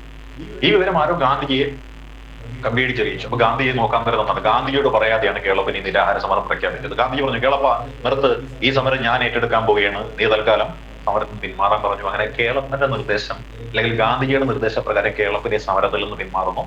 ഗാന്ധിജി ഇതിന് പരിഹാരം ഉണ്ടാക്കാമെന്ന് പറയുന്നു. പക്ഷേ ഗാന്ധിജി 1934 വന്നപ്പോൾ ഈ വിഷയം ഇവിടെയുള്ള പ്രധാനപ്പെട്ട അധികാരികളൊക്കെ ആയിട്ട് സംസാരിച്ചെങ്കിലും ആരും അനുകൂലമായ ഒരു തീരുമാനം എടുത്തിരുന്നില്ല. എങ്കിലും അത് പരിഗണിക്കാമെന്ന രീതിയിൽ ഒരു ഉറപ്പ് നൽകിയതാരാണ്? നമ്മുടെ തിരുവിതാംകൂർ ഭരിച്ചിരുന്ന ശ്രീ ചിത്തിര തിരുനാള് ബാലരാമ വർമ്മയാണ്. അപ്പോൾ 1934 ഗാന്ധിജി ഈ ഹരിജന ഫണ്ട് അല്ലെങ്കിൽ ഹരിജൻ ഉദ്ധാരണ നിധി പിരിക്കുവാനായിട്ട് കേരളത്തിൽ വന്നപ്പോൾ ഈ വിഷയം ഇവിടെയുള്ള പല ആൾക്കാരുമായിട്ട് ഗാന്ധിജി സംസാരിച്ചിരുന്നു. അത്തരത്തിൽപ്പെട്ട ഗാന്ധിജിയുമായിട്ട് ഈ വിഷയം സംസാരിച്ച ഒരാളുണ്ട്. അദ്ദേഹത്തിന്റെ പേരാണ് പാപ്പൻകുട്ടി എന്ന് പറയും. പാപ്പൻകുട്ടി പഴയ പൂർവാശ്രമത്തിലെ പേരാണ് കേട്ടോ. അദ്ദേഹം സന്യാസം സ്വീകരിച്ചു കഴിഞ്ഞപ്പോൾ അദ്ദേഹം സ്വീകരിച്ച മറ്റൊരു പേരാണ് ശുഭാനന്ദ ഗുരുദേവൻ എന്ന് പറയും. ശ്രീനാരായണ ഗുരുദേവന്റെ ശിഷ്യനും തന്നെയാണ് ശുഭാനന്ദ ഗുരുദേവൻ. സാംബവ സമുദായത്തിൽപ്പെട്ട വ്യക്തിയാണ് അദ്ദേഹം. ആ വ്യക്തി നമ്മുടെ ചെറുകോൽപ്പുഴയിലെ, ഇപ്പോ കേരളത്തിലെ ഏറ്റവും വലിയ ഹിന്ദുമത കൺവെൻഷൻ നമ്മൾ വിശേഷിപ്പിക്കേണ്ടതാണ്. ചെറുകോൽപ്പുഴയിലെ ഹിന്ദുമത കൺവെൻഷനാണ്. ആ ചെറുകോൽപ്പുഴ ഹിന്ദുമത കൺവെൻഷൻ നടത്തുന്നത് ഇദ്ദേഹത്തിന്റെ ആശ്രമത്തിൽ നിന്നാണ് കേട്ടോ. അപ്പോൾ അങ്ങനെയുള്ള ഈ ഒരു ആരാണ്? നമ്മുടെ ശുഭാനന്ദ ഗുരുദേവൻ. അദ്ദേഹം കൊല്ലം ജില്ലയിലെ മാവേലിക്കരയ്ക്ക്, കൊല്ലല്ല, ആലപ്പുഴ ജില്ലയിലെ മാവേലിക്കരയ്ക്ക് അടുത്ത് തട്ടാരമ്പലം എന്ന് പറഞ്ഞൊരു സ്ഥലമാണ്. ആ തട്ടാരമ്പലത്ത് നിന്ന് ഒരു ഗാന്ധിജിക്ക് സ്വീകരണമൊക്കെ കൊടുത്ത ആളാണ് തട്ടാരമ്പലത്ത് വെച്ച്. എന്നിട്ട് അവിടുന്ന് ഒരു 101 വരെ അനുയായികളുമായിട്ട് കാൽനട ജാഥയായിട്ട് ഇങ്ങോട്ടൊക്കെ പോവുകയാണ്. തിരുവിതാംകൂറിലെ ശ്രീ ചിത്തിര തിരുനാൾ ബാലരാമവർമ്മയെ കാണുകയും ഒരു നിവേദനമൊക്കെ കൊടുക്കുകയും ചെയ്തു.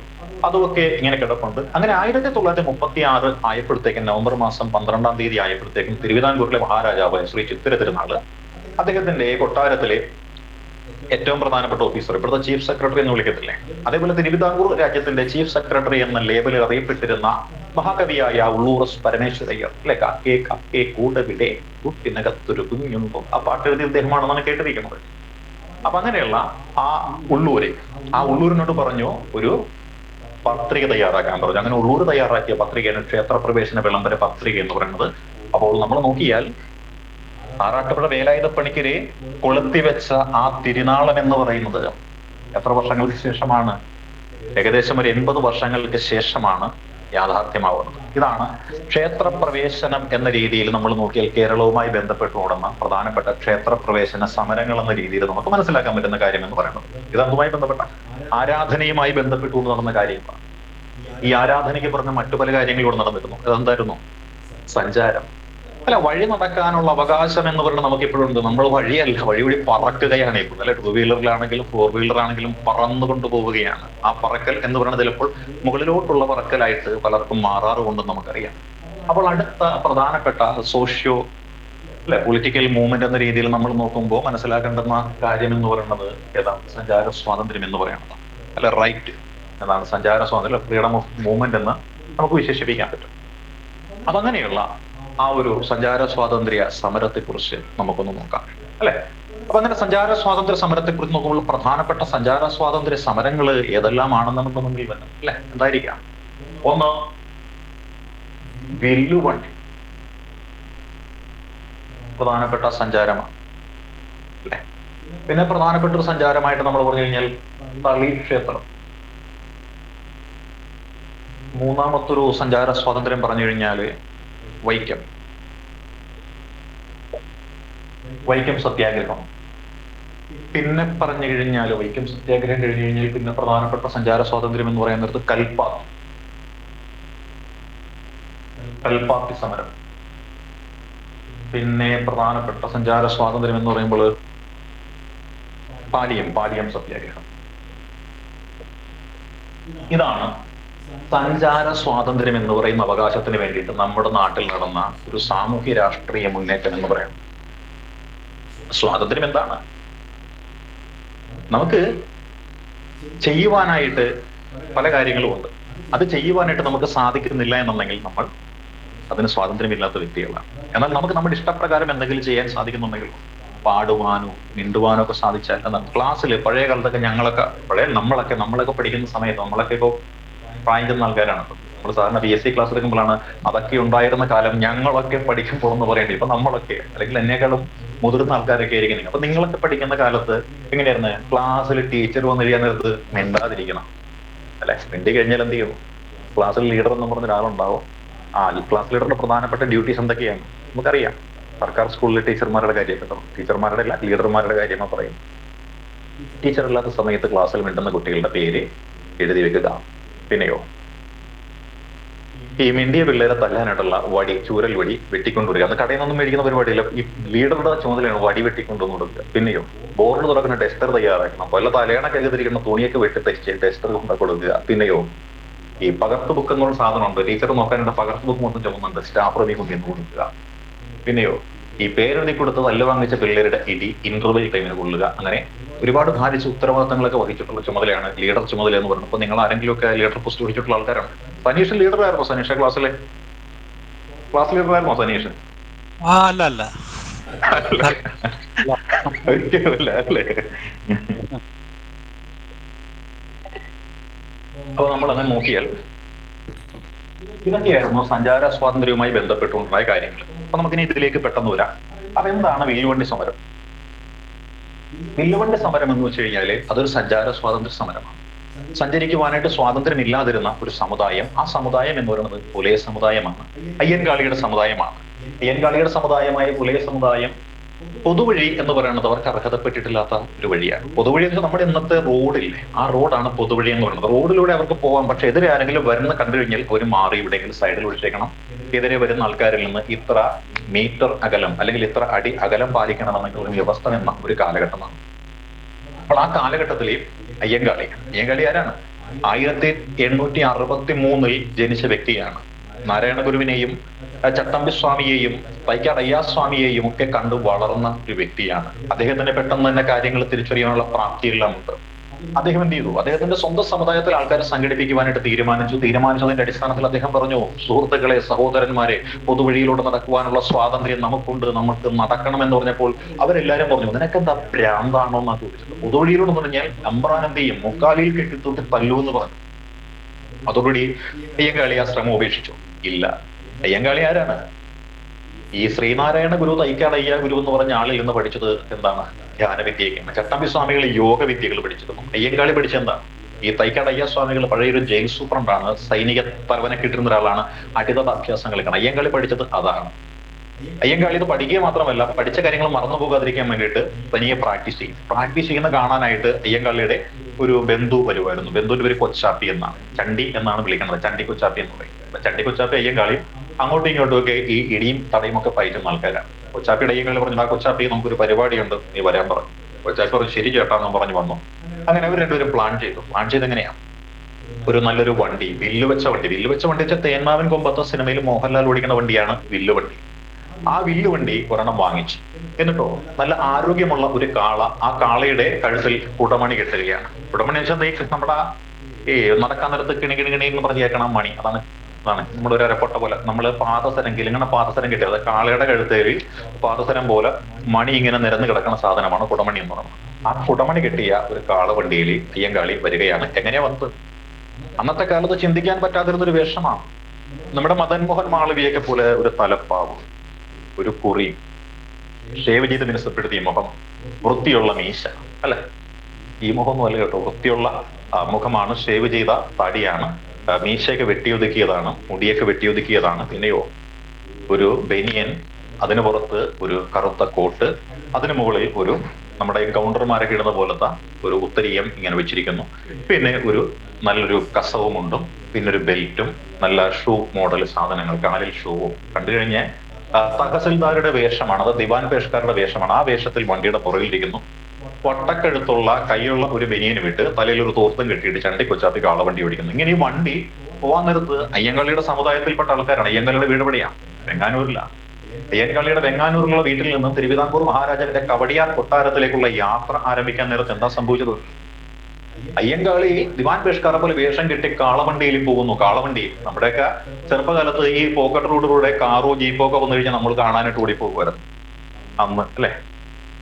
അപ്പോഴാണ് 100-150 കൊല്ലങ്ങൾക്ക് മുൻപ്, 200-200ഓളം വർഷങ്ങൾക്ക് മുൻപ്, 200ആയിട്ടല്ല, 150 വർഷങ്ങൾക്ക് മുമ്പ് ഈ അയ്യങ്കാളി ഇങ്ങനെ പോകുന്ന നേരത്ത് എന്തായിരിക്കും സംഭവിച്ചിരിക്കുക? അയ്യങ്കാളിയുടെ കൂട്ടത്തിൽപ്പെട്ട ആൾക്കാരെല്ലാവരും കാളവണ്ടിയുടെ പുറകെ പോയി. അയ്യങ്കാളി സത്യത്തിൽ ആഗ്രഹിച്ചത് എന്താണ്? ഇതല്ലേ ആഗ്രഹിച്ചത്? തെരുവിലൂടെ ഒരു ജാഥയുമായിട്ട് പോയി നിവേദനം കൊടുക്കണം. ഇതാണ് അയ്യങ്കാളി ആഗ്രഹിച്ചത്. അങ്ങനെ അയ്യങ്കാളി വില്ലുവണ്ടിയിൽ പേഷ്കാരെ പോലെ ഇരിക്കുന്നു. പിള്ളേരും കുട്ടികളും ഉൾപ്പെടെയുള്ള ആൾക്കാർ ഇത് കാണാനായിട്ട് പുറകെ നടക്കുന്നു. ചണ്ടി കൊച്ചാപ്പി വണ്ടിയും ഓടിക്കുന്നു. അങ്ങനെ വലിയൊരു ജാഥയുമായിട്ട് അദ്ദേഹം വെങ്ങാനൂരിൽ നിന്ന് കവടിയാറിലേക്ക് പോകുമ്പോൾ സവർണന്മാർ തടഞ്ഞു. അവർ തീരുമാനിച്ചു, ജാഥ തടയാൻ തീരുമാനിച്ചു. കല്ലിയൂർ എന്നൊരു സ്ഥലം എത്തിയപ്പോഴത്തേക്കും ചെയ്തു, സവർണന്മാർ ഇവരുടെ കൊണ്ടകളും കൂടി വണ്ടി തടഞ്ഞു. അടി തുടങ്ങി. വന്നവരെല്ലാവരും വടികൊണ്ട് ഓടി. ആൾക്കാർ ഓടിച്ചു കഴിഞ്ഞപ്പോൾ വണ്ടിക്കകത്തിരിക്കണ അയ്യങ്കാളിനെ, വണ്ടി ഓടിക്കണം ചണ്ടി കൊച്ചാപ്പിനെ ഇവർ പിടിച്ചു. അടി കൊള്ളുമെന്ന് കണക്കാക്കിയത്. പക്ഷെ അയ്യങ്കാളി എന്താണ്? തിരിച്ചടിക്കാൻ അറിയുന്നവനാണ്. ചണ്ടി കൊച്ചാപ്പി അതിലും എടുക്കാനാണ്. രണ്ടുപേരും കൂടി എന്ത് ചെയ്തു? അങ്ങോട്ടും ഇങ്ങോട്ടും നിന്ന് പുറംതിരിഞ്ഞ് നിന്ന് അടി കൊണ്ടുന്നു. അടി കൊണ്ട് ജന്മിമാർ തീരുമാനിച്ചു എന്താണ്? അവർണന്റെ തല്ലുകൊണ്ട് ശരീരം അശുദ്ധമാക്കണ്ട എന്നൊരു തീരുമാനം പിന്നീട് അങ്ങോട്ടുള്ള എല്ലാ സവർണർമാരും എടുത്തതുകൊണ്ട് പിന്നീട് ആരും അയ്യങ്കാളിയുടെ വണ്ടി തടയാൻ വന്നില്ല. ആൾക്കൂട്ടം പുറകെയുണ്ട്. അയ്യങ്കാളി മുന്നോട്ട് പോകുന്നു. അങ്ങനെ അയ്യങ്കാളി നേരെ വണ്ടി ഒഴിച്ച് അങ്ങോട്ട് പോവുകയാണ്. ഈ പറയുന്ന കവടിയാർ കൊട്ടാരത്തിലേക്ക് ചെല്ലുകയാണ്. രാജാവ് ഇത് കണ്ടപ്പോ രാജാവ് എന്താണ്? ഇനി എന്താണ് മാർഗം? സഞ്ചരിക്കാൻ അവകാശമല്ലേ? അയ്യങ്കാളി എടുത്തു എന്ന് പറഞ്ഞ് അങ്ങനെ അയ്യങ്കാളിക്ക് സഞ്ചാര സ്വാതന്ത്ര്യം കൊടുക്കുകയാണ്. ആ സമരമാണ് വില്ലുവണ്ടി സമരം എന്ന് പറയുന്നത്. ഇതിനുശേഷം നടന്ന മറ്റൊരു പ്രധാനപ്പെട്ട സമരം എന്ന് പറയുന്നത് തളിക്ഷേത്ര സമരം എന്ന് പറയും. എന്താണ് തളിക്ഷേത്ര സമരം? കോഴിക്കോട് ജില്ലയിലാണ് തളിക്ഷേത്രം, അല്ലെ? ഉറപ്പല്ലേ? കോഴിക്കോടല്ലേ തളിക്ഷേത്രം? മാറ്റമുണ്ടാ?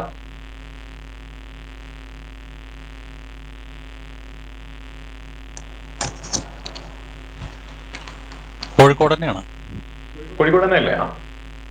കോഴിക്കോട് തളിക്ഷേത്രം. അതെ അതെ. അപ്പൊ കോഴിക്കോട് തളിക്ഷേത്രം. ഈ തളിക്ഷേത്രം എന്ന് പറയുന്നത് നമ്മുടെ ഇവിടുത്തെ വൈക്കം ക്ഷേത്രം പോലെ സവർണർക്ക് ആധിപത്യമുള്ള ഒരു ക്ഷേത്രമാണ്. അവർണർക്ക് ആധിപത്യമില്ല.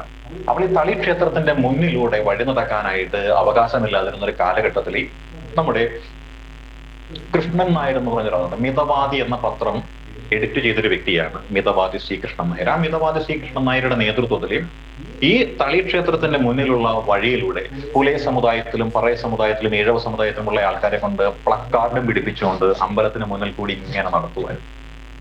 ഇതാണ് തളിക്ഷേത്ര സമരം എന്ന് പറയുന്നത്. അങ്ങനെ നടന്നൊരു സമരമാണ് തളിക്ഷേത്രം. തളിക്ഷേത്രത്തിന്റെ മുന്നിൽ കൂടി ഈഴവരാതി പിന്നോക്ക വിഭാഗത്തിൽപ്പെട്ട ആളുകളെ നയിച്ചുകൊണ്ട് നമ്മുടെ മിതവാദി കൃഷ്ണന്റെ നേതൃത്വത്തിൽ നടത്തപ്പെട്ട ഒരു യാത്ര അല്ലെങ്കിൽ മാർച്ചിനെയാണ് നമ്മൾ തളിക്ഷേത്ര സമരം എന്ന് വിശേഷിപ്പിക്കുന്നത്. ഇത് സഞ്ചാര സ്വാതന്ത്ര്യം നേടിയെടുക്കാനായിട്ട് നടത്തപ്പെട്ടൊരു പ്രക്ഷോഭമായിട്ട് കണക്കാക്കുന്നത്. പിന്നെ ലോകം മുഴുവനും ശ്രദ്ധിച്ച, ലോകം എന്ന് പറയാൻ പറ്റില്ല, ഇന്ത്യ മുഴുവനും ശ്രദ്ധിച്ച ഒരു സമരം എന്ന് വിശേഷിപ്പിക്കുന്നതാണ് വൈക്കം സത്യാഗ്രഹം. ഇതിന് കിട്ടിയ വിശേഷണം എന്താണ്? അയിത്തത്തിനെതിരായിട്ട്, അല്ലെ?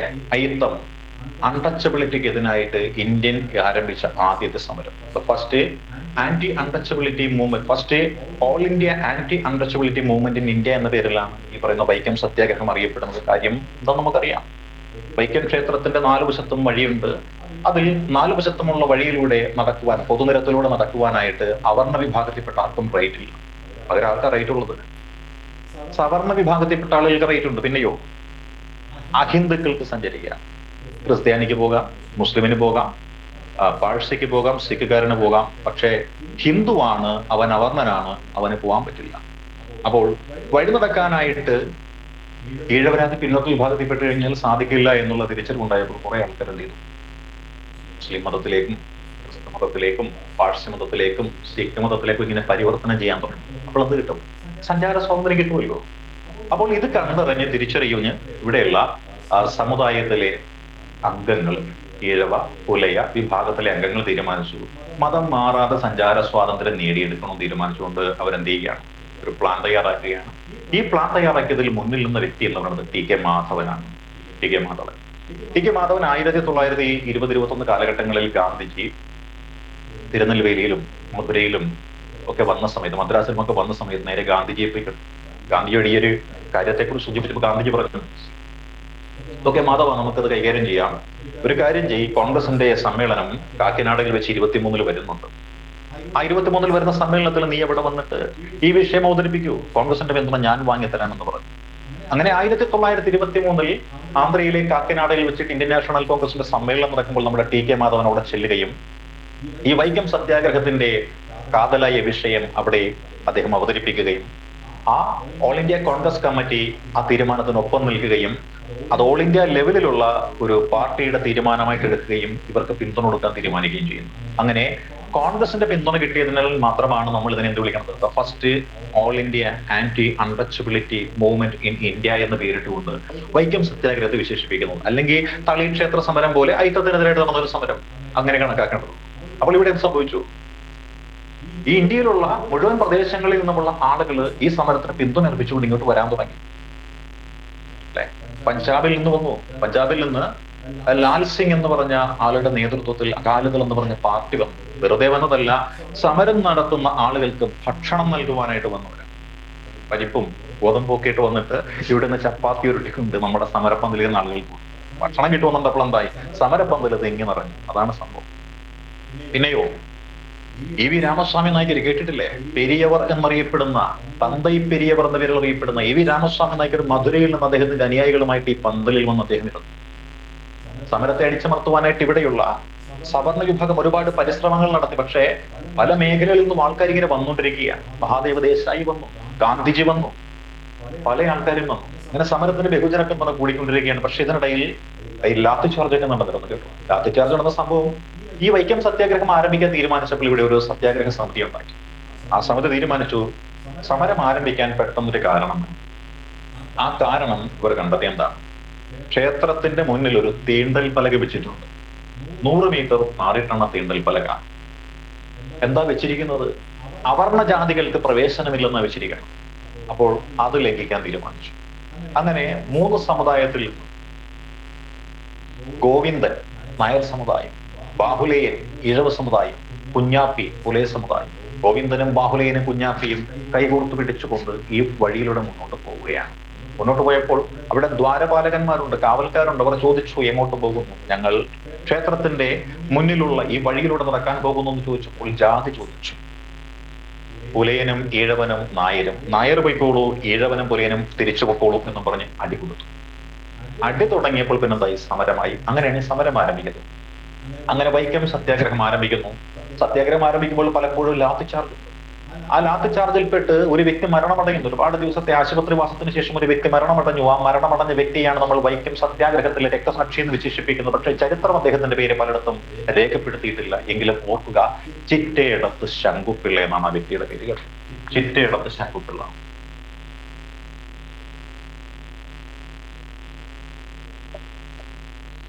അപ്പൊ ചിറ്റേടത്ത് ശങ്കുപിള്ള ആരാണ്? ചിറ്റേടത്ത് ശങ്കുപിള്ള വൈക്കം സത്യാഗ്രഹത്തിൽ പങ്കെടുത്ത് രക്തസാക്ഷിത്വം വഹിച്ച വ്യക്തിയാണ് ചിറ്റേടത്ത് ശങ്കുപിള്ള. അപ്പൊ സമരം രൂക്ഷമായി കഴിഞ്ഞപ്പോൾ എന്ത് ചെയ്തു? കഥാനായകനായ ഗാന്ധിജി വരികയാണ്. ഗാന്ധിജി വന്നു 1925 മാർച്ച് മാസം 10-ാം തീയതി ഗാന്ധിജി ഈ വൈക്കത്തെത്തുകയാണ്. വൈക്കത്തെത്തിയ ഗാന്ധിജി ക്ഷേത്രത്തിലെ യാഥാസ്ഥിതികരായിട്ടുള്ള കമ്മിറ്റിക്കാരുമായിട്ട് ചർച്ചയ്ക്ക് തയ്യാറാവുകയാണ്. അങ്ങനെ ക്ഷേത്രത്തിലെ യാഥാസ്ഥിതികരുടെ നേതാവിന്റെ പേരായിരുന്നു ദേവൻ നമ്പൂതിരിപ്പാട്. ഇണ്ടൻ തുരുത്തിമനയിൽ ദേവൻ നമ്പൂതിരിപ്പാട്. ആ ദേവൻ നമ്പൂതിരിപ്പാടിന്റെ ഇണ്ടൻ തുരുത്തിമനയിലേക്ക് ഗാന്ധിജി ചെല്ലുന്നു. ഗാന്ധിജി ആരാണ്? ബ്രാഹ്മണനാണോ? അല്ല, പെനിയ എന്ന സമുദായത്തിൽപ്പെട്ട വൈശ്യനാണ് ഗാന്ധിജി. ബ്രാഹ്മണൻ, ക്ഷത്രിയൻ, വൈശ്യൻ, ശൂദ്രൻ. ഗാന്ധിജി 3ാമൻ വൈശ്യനാണ്. അതുകൊണ്ട് വൈശ്യനായ ഗാന്ധിജിയെ ഇണ്ടൻ തുരുത്തിമനയുടെ ഉള്ളിൽ പ്രവേശിപ്പിച്ചില്ല. പകരം മുറ്റത്തൊരു പന്തലിണക്കി അവിടെ ഗാന്ധിയെയും ഗാന്ധിയുടെ കൂട്ടത്തിൽ വന്ന ആൾക്കാരെയും ഇരുത്തി ഗാന്ധിജിയുടെ ആവശ്യം പാടെ തള്ളിക്കളഞ്ഞു. അങ്ങനെ വൈക്കം സത്യാഗ്രഹം എന്ന് പറയുന്നത് അവസാനിച്ചില്ല. ഈ സമരത്തിൽ നമ്മൾ മറക്കാത്ത മറ്റൊരു പേര് കൂടിയുണ്ട് കേട്ടോ. അദ്ദേഹത്തിന്റെ പേരാണ് തേവൻ. ദേവനല്ല, തേവൻ. ദേവൻ എന്ന് പേരിടാൻ സവർണന് മാത്രമേ സാധിക്കുകയുള്ളതുകൊണ്ട് തേവൻ എന്ന് പേരിട്ടു. വെറും തേവനല്ല, ആമച്ചാടിത്തുരുത്തിലെ തേവൻ. അതായത് വേമ്പനാട്ട് കായലിൽ ഒരു ചെറിയ തുരുത്തുണ്ട്, ആമകൾ ഇഴഞ്ഞു നടക്കുന്ന ഒരു തുരുത്തുണ്ട്. ആ ആമച്ചാടിൽ തുരുത്തിലുള്ള ഒരു പുലയ യുവാവാണ് തേവൻ. അവനാണ് ആമച്ചാടി തേവൻ. വൈക്കം സത്യാഗ്രഹത്തിന്റെ മുന്നണി പോരാളിയായിരുന്ന തേവനെ പിടിച്ച് സവർണർ ഒന്ന് കണ്ണെഴുതി വിട്ടു. എന്തുകൊണ്ടാ? ചുണ്ണാമ്പ് കൊണ്ട് കണ്ണിന്റെ കാഴ്ച നഷ്ടപ്പെട്ടു പോയി ദേവന്റെ. അങ്ങനെ ജീവിക്കുന്ന രക്തസാക്ഷിയായിട്ട്, വൈക്കം സത്യാഗ്രഹത്തിന്റെ ജീവിക്കുന്ന രക്തസാക്ഷിയായിട്ട് അറിയപ്പെട്ട വ്യക്തിയുടെ പേരാണ് ആമച്ചാടി ദേവൻ എന്ന് പറയും. ആ തേവനെ കണ്ണിന് മരുന്ന് ഗാന്ധിജി അയച്ചു കൊടുത്തിരുന്നു എന്ന് കഴിഞ്ഞ 100ാമത് വാർഷികത്തിലെ ഏതോ ഒരു ലേഖനത്തിൽ വായിച്ചു ഓർമ്മയുണ്ട്. ഗാന്ധിജിയാണ് തേവന്റെ കണ്ണിന് ചികിത്സിക്കാൻ മരുന്ന് അയച്ചു കൊടുത്തതെന്ന്. അപ്പോൾ അങ്ങനെ നമ്മുടെ ഗാന്ധിജി ഈ സമരത്തിൽ ഇടപെട്ടു. മാത്രമല്ല, ഗാന്ധിജി തിരുവിതാംകൂറിലേക്ക് ചെന്നിട്ട് അന്ന് സമരം നടന്നുകൊണ്ടിരിക്കുന്ന സമയത്ത് തിരുവിതാംകൂർ രാജ്യം ഭരിക്കുന്നത് ആരാണ്? സമരം ആരംഭിക്കുമ്പോൾ ശ്രീ മൂലം തിരുനാളായിരുന്നു. പക്ഷെ അദ്ദേഹം ഇടക്ക് വെച്ച് നാടു നീങ്ങി. രാജാവ് മരിച്ചാൽ അതേ പറയാവുള്ളൂ, നാട് നീങ്ങി. മരിച്ചു ചത്തു എന്നൊന്നും പറയാൻ പറ്റില്ല, നാട് നീങ്ങി. പകരം ആര് വരികയാണ്? പകരം വന്നത് സേതുലക്ഷ്മി ഭായിയാണ്. അല്ലെ, പോരാടം തിരുനാൾ സേതുലക്ഷ്മി ഭായി അവരാണ് വരുന്നത്. ഗാന്ധിജി അവരെ ചെന്ന് കണ്ട ആവശ്യങ്ങളെല്ലാം ഉന്നയിക്കുന്നുണ്ട്. മാത്രമല്ല, ഗാന്ധിജിയുടെ ഒരു നിർദ്ദേശപ്രകാരം ഇവിടുന്ന് ഒരു കമ്മിറ്റി പോകുന്നു. 25,000 പേർ ഒപ്പിട്ട ഒരു ഭീമ ഹർജിയുമായിട്ട് അവർണർക്ക് പൊതുവഴി നടക്കുവാൻ അവകാശം കൊടുക്കണമെന്നുള്ള ഒരു നിവേദനം തിരുവിതാംകൂറിലെ ഭരണാധികാരിക്ക് നൽകുന്നതിന് വേണ്ടിയിട്ട് ഒരു യാത്ര ഇവിടുന്ന് പോയിരുന്നു. ആ യാത്രയുടെ പേരാണ് സവർണജാഥ എന്ന് പറയുന്നത്. മന്നത്ത് പത്മനാഭന്റെ നേതൃത്വത്തിൽ 500ഓളം വരുന്ന സവർണർ ഒരുമിച്ച് കാൽനടയായിട്ട് പോയ യാത്രയാണ് സവർണജാഥ എന്ന് പറയുന്നത്. ആ സവർണജാഥയും ഈ പറയുന്ന വൈക്കം ക്ഷേത്രത്തിന്റെ ആ ഒരു പൊതുവഴിയിലൂടെ നടക്കാനുള്ള അവകാശത്തെ പിന്തുണച്ച യാത്രയാണ്. എന്നാൽ എല്ലാത്തിനും ഒടുവിൽ ഈ പറയുന്ന പൊതുവഴി നടക്കുവാനുള്ള അവകാശമൊക്കെ അനുവദിച്ചു കിട്ടുകയാണ്. അങ്ങനെ വൈക്കം ക്ഷേത്രത്തിന്റെ കിഴക്കേ നട ഒഴികെ ബാക്കിയുള്ള 3 വശത്തുകൂടിയും പോകുവാനുള്ള വഴി അനുവദിച്ചു കിട്ടുന്ന ഒരു സമരമാണ്. അതാണ് വൈക്കം സത്യാഗ്രഹം എന്ന് പറയുന്നത്. പിന്നെ ഇതേപോലെ കൽപ്പാത്തി സമരം നമ്മൾ ഓർക്കും. എന്താണ് കൽപ്പാത്തി സമരം? കൽപ്പാത്തിയിലെ ക്ഷേത്രമുണ്ട്, അന്നപൂർണേശ്വരി ക്ഷേത്രമുണ്ട്, വിശ്വനാഥ ക്ഷേത്രവുമുണ്ട്. ഈ 2 ക്ഷേത്രവും അഗ്രഹാരത്തിന്റെ ഭാഗത്ത് നിലകൊള്ളുന്നതാണ്. അഗ്രഹാരം എന്ന് പറയുന്നത് നമ്പൂതിരി ഭവനങ്ങളാണ്. മതില് പോലെ ഒരു സൈഡിൽ ഇങ്ങനെ കെട്ടിവെച്ചിട്ട് അതിനുള്ളിൽ വീടുകൾ വരുന്ന സംവിധാനമാണ്. നമ്മൾ സിനിമയിലേക്ക് കണ്ടിട്ടുള്ളൂ, ഞാൻ പോയിട്ടില്ലേ. ഞാൻ അങ്ങനെ 2 സൈഡിലും വീട്, നടുവിലൊരു റോഡ്. ഇതാണ് അഗ്രഹാരം എന്നാണ് ഞാൻ കണ്ടിരിക്കുന്നത്. പോയിട്ടുള്ളവരുണ്ടെങ്കിൽ മനസ്സിലാവും, ഇല്ലെങ്കിൽ ഏതെങ്കിലും അഗ്രഹാരത്തിന്റെ സംഭവം യൂട്യൂബിൽ ചുമന്നടിച്ചു കൊടുത്ത് കിട്ടുമായിരിക്കും. അപ്പോൾ അങ്ങനെ ഈ കൽപ്പാത്തി എന്ന് പറഞ്ഞ സ്ഥലത്ത് ക്ഷേത്രമുണ്ട്. ആ ക്ഷേത്രത്തിൽ പ്രവേശിക്കണമെന്നുണ്ടെങ്കിൽ റോഡുണ്ട്. ആ റോഡ് എന്ന് പറയുന്നത് നമ്പൂതിരി ഭവനങ്ങൾക്ക് മുന്നിലൂടെയാണ്. അവർ വീടിന് മുന്നിൽ ഇങ്ങനെ അരിപ്പൊടി കൊണ്ട് കോലവും കളവും ഒക്കെ വരച്ചു വെക്കുന്നതിന്റെ മുന്നിലൂടെ നടന്നു പോകുവാനായിട്ട് പിന്നാക്ക വിഭാഗത്തിൽപ്പെട്ട ആളുകൾക്ക് അവസരമില്ല. അപ്പോൾ ക്ഷേത്രം ആർക്ക് മാത്രം? സവർണർക്ക് മാത്രം. ഇതിനെ ചോദ്യം ചെയ്യുവാനായിട്ട് ഒരു സംഘടന തീരുമാനിച്ചു. സംഘടനയുടെ പേരായിരുന്നു ആര്യ സമാജം. കേരളത്തിലെ ആര്യ സമാജം. കേരളത്തിലെ ആര്യ സമാജത്തിന്റെ നേതാവിന്റെ പേരെന്തായിരുന്നു അറിയാമോ? വേദബന്ധു ശർമ്മ എന്ന് പറയും. വേദബന്ധു ശർമ്മ. അദ്ദേഹത്തിന്റെ പഴയ പേര് കൊട്ടാരക്കരക്കാരനായ വെങ്കിടാചലം എന്നായിരുന്നു. അദ്ദേഹം പഠിക്കുവാനായിട്ട് ബനാറസ് ഹിന്ദു സർവകലാശാലയിൽ പോയി. അവിടെ വെച്ചാണ് ആര്യ സമാജത്തിന്റെ വക്താവായി മാറുന്നത്. അങ്ങനെ ആര്യ സമാജത്തിന്റെ വക്താവായി മാറിയിട്ട് അദ്ദേഹം ആര്യ സമാജത്തിന്റെ പ്രധാനപ്പെട്ട പ്രവർത്തകനായ ഋഷി റാം എന്ന് പറഞ്ഞൊരു വ്യക്തിയുമായിട്ട് മലബാറിലേക്ക് തിരിച്ചു വരികയാണ്. 1921 മലബാർ കലാപത്തിന് ശേഷം ഇവിടെ ശുദ്ധി പ്രസ്ഥാനം ആരംഭിക്കുവാനായിട്ട് അദ്ദേഹം തിരിച്ചെത്തുകയാണ്. നിർബന്ധപൂർവ്വം ഇസ്ലാമിക മതത്തിലേക്ക് ടിപ്പു സുൽത്താന് ശേഷം വന്ന ഭരണാധികാരികളും മതപരിവർത്തനം നടത്തിയ ഹിന്ദുക്കളെ തിരികെ ഹിന്ദുമതത്തിലേക്ക് പരിവർത്തനം ചെയ്യിപ്പിക്കുന്നതിന് വേണ്ടിയിട്ട് ശുദ്ധി പ്രസ്ഥാനവുമായിട്ട് കേരളത്തിലെത്തിയ വ്യക്തിയാണ് വേദബന്ധു ശർമ്മ. ആ വേദബന്ധു ശർമ്മ ഇവിടെ എത്തിക്കഴിഞ്ഞപ്പോൾ അദ്ദേഹത്തിന് മനസ്സിലായി, ഇതൊന്നുമല്ല യഥാർത്ഥ പ്രശ്നം. അവർണരും സവർണരും എന്നതാണ് യഥാർത്ഥ പ്രശ്നം. അത് പരിഹരിക്കുവാൻ വേണ്ടിയിട്ട് അദ്ദേഹം എന്ത് ചെയ്യുകയാണ്? അദ്ദേഹവും അദ്ദേഹത്തിന്റെ അനുയായികളും കൂടിയിട്ട് നമ്പൂതിരിമാരുടെ അതേ രൂപ വേഷ അദ്യങ്ങളോട് കൂടിയിട്ട് എന്ത് ചെയ്യുകയാണ്? കൽപ്പാത്തി പുഴയിൽ പോയി കുളിക്കുന്നു. എന്നിട്ട് ഈ വിശ്വനാഥ ക്ഷേത്രത്തിലും അന്നപൂർണേശ്വരി ക്ഷേത്രത്തിലും ഒക്കെ പോയി തൊഴുന്നു. തിരിച്ചു വരുന്ന വഴി ഞങ്ങൾ നിങ്ങളെ പറ്റിച്ചേ എന്ന രീതിയിൽ എന്ത് ചെയ്യുന്നു? ഒരു കോലവും ഗോഷ്ടിയൊക്കെ കാണിക്കും. അതോടുകൂടി എന്താണ്? അവർക്ക് മൊത്തത്തിൽ പ്രശ്നമാകുന്നു. ഒരു കൂട്ടത്തല്ല അവിടെ ഉണ്ടാകുന്നു. ഇതാണ് കൽപ്പാത്തിലകൾ എന്ന് പറയുന്നത്. പോകുന്നതും ആരും പറഞ്ഞില്ല, തൊഴുന്നതും ആരും പറഞ്ഞില്ല. തിരിച്ചു വന്നിട്ടാവുന്നു ഞങ്ങൾ പോയി തൊഴുത കേട്ടോ എന്ന് പറഞ്ഞപ്പോൾ എന്തായി? ഈ നമ്പൂതിരിമാർക്ക് ആകെ കലിപ്പായി അടിയുണ്ടായി. ഇതിൽ ഇദ്ദേഹത്തോടൊപ്പം പങ്കെടുത്തൊരു വ്യക്തിയുണ്ട്, ഒരു പ്രമുഖ സാഹിത്യകാരനാണ്. അദ്ദേഹത്തിന്റെ പേരാണ് പി കേശവദേവ് എന്ന് പറയും. നമ്മുടെ ഓടയിൽ നിന്നെന്ന് പറഞ്ഞൊരു സിനിമ കണ്ടിട്ടില്ല? സിനിമയല്ല, ആ ഒരു കൃതിയാണ് ഓടയിൽ നിന്ന്. അതിനെ ആസ്പദമാക്കിയിട്ട് ഒരു സിനിമ നമ്മുടെ സത്യൻ അല്ലെ, സത്യനേശൻ നാടാർ എന്ന് പറയുന്ന സത്യൻ മാസ്റ്റർ ചെയ്ത സിനിമ. അതാണ് ഈ പറയുന്ന പി കേശവദേവിന്റെ ഓടയിൽ നിന്നെന്ന് പറയുന്നത്. അപ്പൊ പി കേശവദേവും വേദബന്ധു ശർമ്മയും ഒക്കെ പങ്കെടുത്ത സമരമാണ് ഈ കൽപ്പാത്തി സമരം എന്ന് പറയുന്നത്. പിന്നെ സഞ്ചാര സ്വാതന്ത്ര്യവുമായി ബന്ധപ്പെട്ടുകൊണ്ടുള്ള മറ്റൊരു പ്രധാനപ്പെട്ട സമരം ഏതാണ്? അതിന്റെ പേരാണ് പാലിയം സത്യാഗ്രഹം എന്ന് പറയും. എന്താണ് പാലിയം സത്യാഗ്രഹം? പാലിയം എന്ന് പറയുന്നത് ഒരു രാജകുടുംബമാണ്. എവിടെയാണ്? കൊച്ചി രാജ്യത്താണ്. കൊച്ചി രാജ്യത്തിലെ കൊടുങ്ങല്ലൂരിനടുത്ത് ചേന്ദമംഗലത്ത് ഒരു സ്ഥലമുണ്ട്. അവിടെയാണ് പാലിയം തറവാട്. പാലിയം തറവാടിന്റെ പ്രത്യേകത എന്താണ്? ഈ പാലിയം തറവാടിലെ തലമുതിർന്ന പുരുഷ സന്തതി അറിയപ്പെടുന്ന പേരാണ് പാലിയത്തെ അച്ഛൻ, പാലിയത്തച്ഛൻ. ആരാണ് പാലിയത്തച്ഛൻ? കൊച്ചി രാജാവിന്റെ പ്രധാനമന്ത്രിയാണ് പാലിയത്തച്ഛൻ. അപ്പോൾ ഈ പാലിയം രാജകുടുംബത്തിന് ഒരുപാട് ഭൂസ്വത്തുക്കളുണ്ട്. ഈ ഭൂസ്വത്തുക്കളിൽ പണിയെടുക്കാനായിട്ട് ആരുണ്ട്? ഒരുപാട് കുടികിടപ്പുകാരുണ്ട്. ഈ പാലിയൻ രാജകുടുംബത്തിന്റെ കുടുംബക്ഷേത്രവും ഇവിടെ തന്നെയുണ്ട്. ആ കുടുംബക്ഷേത്രത്തിലേക്ക് ഇവർക്ക് പോകുവാനായിട്ടൊരു റോഡുമുണ്ട്. 1947 സ്വാതന്ത്ര്യമൊക്കെ കിട്ടിയപ്പോൾ, രാജഭരണമൊക്കെ അന്യം നിന്ന് കഴിഞ്ഞപ്പോൾ ഇവിടെയുള്ള സാധാരണപ്പെട്ട ജനതയ്ക്ക് തോന്നി, ഇനി രാജാവുമില്ല, രാജഭരണവുമില്ല, രാജാവിന്റെ സ്വന്തം ക്ഷേത്രവുമില്ല, അതെല്ലാം ഞങ്ങൾക്കും കൂടി അവകാശപ്പെട്ടതാണെന്നുള്ള ചിന്തയിൽ എന്ത് ചെയ്യുകയാണ്, പാലിയം ക്ഷേത്രത്തിന്റെ മുന്നിലുള്ള റോഡിലൂടെ നടക്കാനായിട്ട് ചെറുപ്പക്കാർ തീരുമാനിച്ചു. 1949 അല്ലേ? തിരുവിതാംകൂറും കൊച്ചിയും മലബാറും അങ്ങനെ തന്നെ നിൽക്കുന്ന കാലമല്ലേ? കൊച്ചിയിലെ രാജാവ് തന്നെയാണെന്ന്. കൊച്ചിയിലെ രാജാവിന്റെ പ്രധാനമന്ത്രിയുമാണ്. ഉത്തരവിട്ടു, അടിച്ചുടിക്കട. അങ്ങനെ എന്തായി? സംഘർഷമുണ്ടായി. ഈ സംഘർഷമാണ് പാലിയം സത്യാഗ്രഹത്തിന് കാരണമായത്. 1947 ഓഗസ്റ്റ് മാസത്തിലാണ് ഈ സംഭവം നടക്കുന്നത്. ഈ സമരം ഉദ്ഘാടനം ചെയ്യുവാനായിട്ട് എത്തിയത് ആരാണ്? അത് നമ്മുടെ സി കേശവനാണ് എത്തിയത്. സി കേശവൻ. ഈ സമരത്തിന്റെ പ്രത്യേകത, കമ്മ്യൂണിസ്റ്റ് പാർട്ടി പങ്കെടുക്കാത്ത സമരമാണ്. കാര്യം എന്താ? 1946 പുന്നപ്ര വയലാർ സമരത്തെ തുടർന്ന് കമ്മ്യൂണിസ്റ്റ് പാർട്ടി നിരോധിക്കപ്പെട്ടിരുന്ന സമരമാണ്. അതുകൊണ്ട് കമ്മ്യൂണിസ്റ്റ് പാർട്ടി പങ്കെടുക്കാത്ത സമരമാണ് പാലിയം സത്യാഗ്രഹം എന്നുള്ളത് ഓർക്കുക. പാലിയം സത്യാഗ്രഹത്തിൽ പങ്കെടുത്തു. പോലീസിന്റെ ലാത്തിച്ചാർജ് കൊണ്ട് മരണമടഞ്ഞ ഒരു വ്യക്തിയുണ്ട്. അദ്ദേഹത്തിന്റെ പേരാണ് AG വേലായുധൻ എന്ന് പറയും. പാലിയം സമരത്തിലെ രക്തസാക്ഷി. സ്വതന്ത്ര ഇന്ത്യയിൽ കേരളത്തിൽ നിന്നുമുള്ള ആദ്യത്തെ രക്തസാക്ഷി. നവോത്ഥാന സമരത്തിൽ പങ്കെടുത്തതിന്റെ പേരിൽ പോലീസ് ലാത്തിച്ചാർജിനാൽ കൊല ചെയ്യപ്പെട്ട രക്തസാക്ഷി. അതാണ് AG വേലായുധന്റെ പ്രത്യേകത എന്ന് പറയുന്നത്. അതായിരുന്നു പാലിയം സത്യാഗ്രഹം എന്ന് പറയുന്നത്. അപ്പോൾ ഇത് കേരളത്തിൽ സ്വാതന്ത്ര്യത്തിന് മുൻപ് നടന്ന നമ്മുടെ സഞ്ചാര സ്വാതന്ത്ര്യ സമരമാണ്. സോഷ്യോ പൊളിറ്റിക്കൽ മൂവ്മെന്റിന്റെ ഭാഗമായിട്ട് നമ്മൾ ഓർത്തിരിക്കേണ്ടുന്ന, മനസ്സിലാക്കേണ്ടുന്ന സമരമാണ്. ഇനി നമുക്ക് അടുത്തൊരു സമരത്തിലേക്ക്. അടുത്ത സമരം എന്ന് പറയുമ്പോൾ നമ്മൾ നോക്കേണ്ടുന്ന സഞ്ചാര സ്വാതന്ത്ര്യം നമ്മൾ പറഞ്ഞു, ആരാധനാ സ്വാതന്ത്ര്യം നമ്മൾ പറഞ്ഞു. ഇനി നമ്മൾ പറയാൻ പോകുന്നത് ആഭരണങ്ങളും വസ്ത്രങ്ങളും ധരിക്കുവാനുള്ള സ്വാതന്ത്ര്യത്തിന് വേണ്ടി നമ്മൾ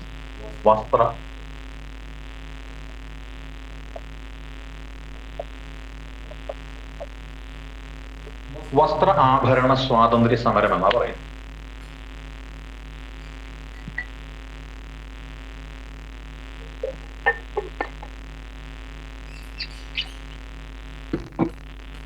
അപ്പോൾ വസ്ത്ര ആഭരണ സ്വാതന്ത്ര്യ സമരത്തിലേക്കാണ് നമ്മളിനി കടക്കാൻ പോകും.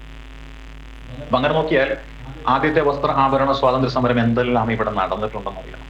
വസ്ത്ര ആഭരണ സ്വാതന്ത്ര്യ സമരങ്ങളിലേക്കാണ് നമ്മൾ പോകുന്നത്. അതിലൊന്നാമത് നോക്കിയാൽ നമുക്ക് പറയാൻ പറ്റുന്ന കാര്യം ഏതാണുള്ളത്?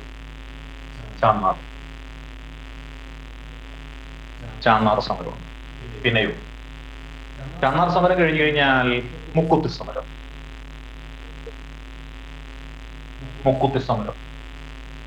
പിന്നെയോ അച്ചിപ്പുടവ.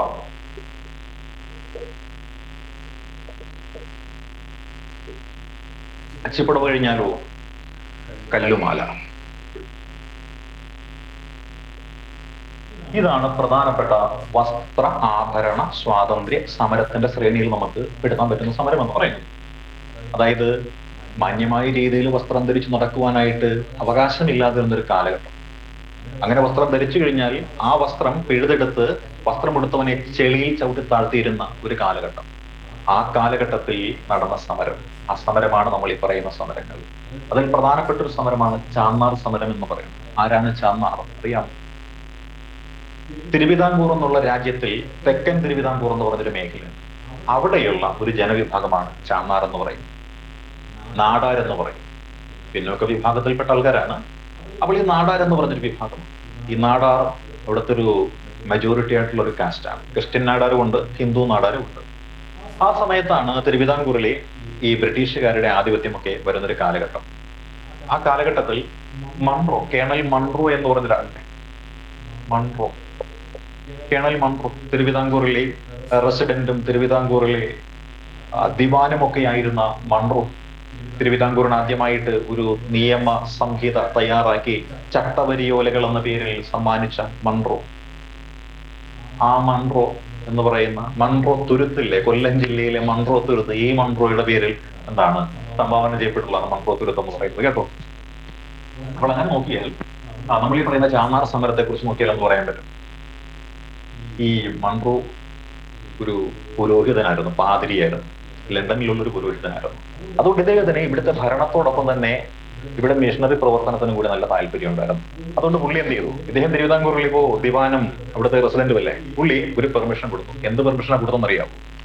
ഇവിടെ LMS എന്ന് പറയുന്ന ഒരു സംഘടന, LMS എന്താണ് LMS എന്ന് അറിയാമോ? ലണ്ടൻ മിഷൻ സൊസൈറ്റി എന്ന് പറയും. അപ്പൊ ലണ്ടൻ മിഷൻ സൊസൈറ്റി എന്ന് പറയുന്ന LMS എന്ന് പറയുന്ന ഒരു സംഘടനയ്ക്ക് തിരുവിതാംകൂറിൽ പ്രവർത്തിക്കുവാനായിട്ട് പെർമിഷൻ ഉണ്ട്. തിരുവിതാംകൂറിലെ ക്രിസ്ത്യൻ മിഷണറിയുടെ പേര് LMS എന്നാണ്. മലബാറിലെ ക്രിസ്ത്യൻ മിഷണറിയുടെ പേരെന്താണ്? Basal evangelical mission society, EMS എന്ന് ഓർത്തിച്ചെങ്കിൽ ഇവാഞ്ചലിക്കൽ മിഷൻ സൊസൈറ്റി, ജർമ്മൻ പുരോഹിതനാണ്. പിന്നെയോ നമ്മുടെ കൊച്ചി രാജ്യത്തും അതേപോലെ തന്നെ നമ്മുടെ വടക്കൻ തിരുവിതാംകൂറിലും ഒക്കെയുള്ള മിഷണറി പ്രവർത്തനമായിരുന്നു ചർച്ച് മിഷൻ സൊസൈറ്റി, CMS എന്ന് പറയുന്നത്, CMS. അപ്പൊ നമ്മൾ ചാന്നാർ സമരത്തിലേക്ക് വരികയാണ്. ഈ മൺറോ LMS എന്നുള്ള സംഘടനയ്ക്ക് പ്രവർത്തിക്കുവാനായിട്ട് 1812 മുതൽ പെർമിഷൻ കൊടുത്തു. LMSകാരുടെ പ്രധാനപ്പെട്ട പർപ്പസ് എന്താണ്? മതപരിവർത്തനം. അങ്ങനെ LMS ഓരോരുത്തരായിട്ട് ഇങ്ങനെ മതപരിവർത്തനം നടത്തി. ആരെയാ പരിവർത്തനം നടത്താൻ പറ്റുക? സമൂഹത്തിൽ അവകാശങ്ങളൊന്നും അനുഭവിക്കാൻ പറ്റാതെ പാർശ്വവൽക്കരിക്കപ്പെട്ടിരിക്കുന്ന, മാർജിനലൈസ്ഡ് എന്ന രീതിയിൽ പെടുത്തിയിരിക്കുന്ന കുറച്ച് ആൾക്കാർ, അവരെന്ത് ചെയ്തു? ഈ പറയുന്ന ക്രിസ്തു മതത്തിലേക്ക് കൊണ്ടുവന്നു. നീ വാടാ, നീ ക്രിസ്തു മതത്തിൽ ചേർന്ന് കഴിഞ്ഞാൽ നിനക്ക് എന്ത് കിട്ടും? സമൂഹത്തിൽ മാന്യത കിട്ടും, ബ്രിട്ടീഷുകാർ നിനക്ക് ജോലി തരും, അല്ലെ?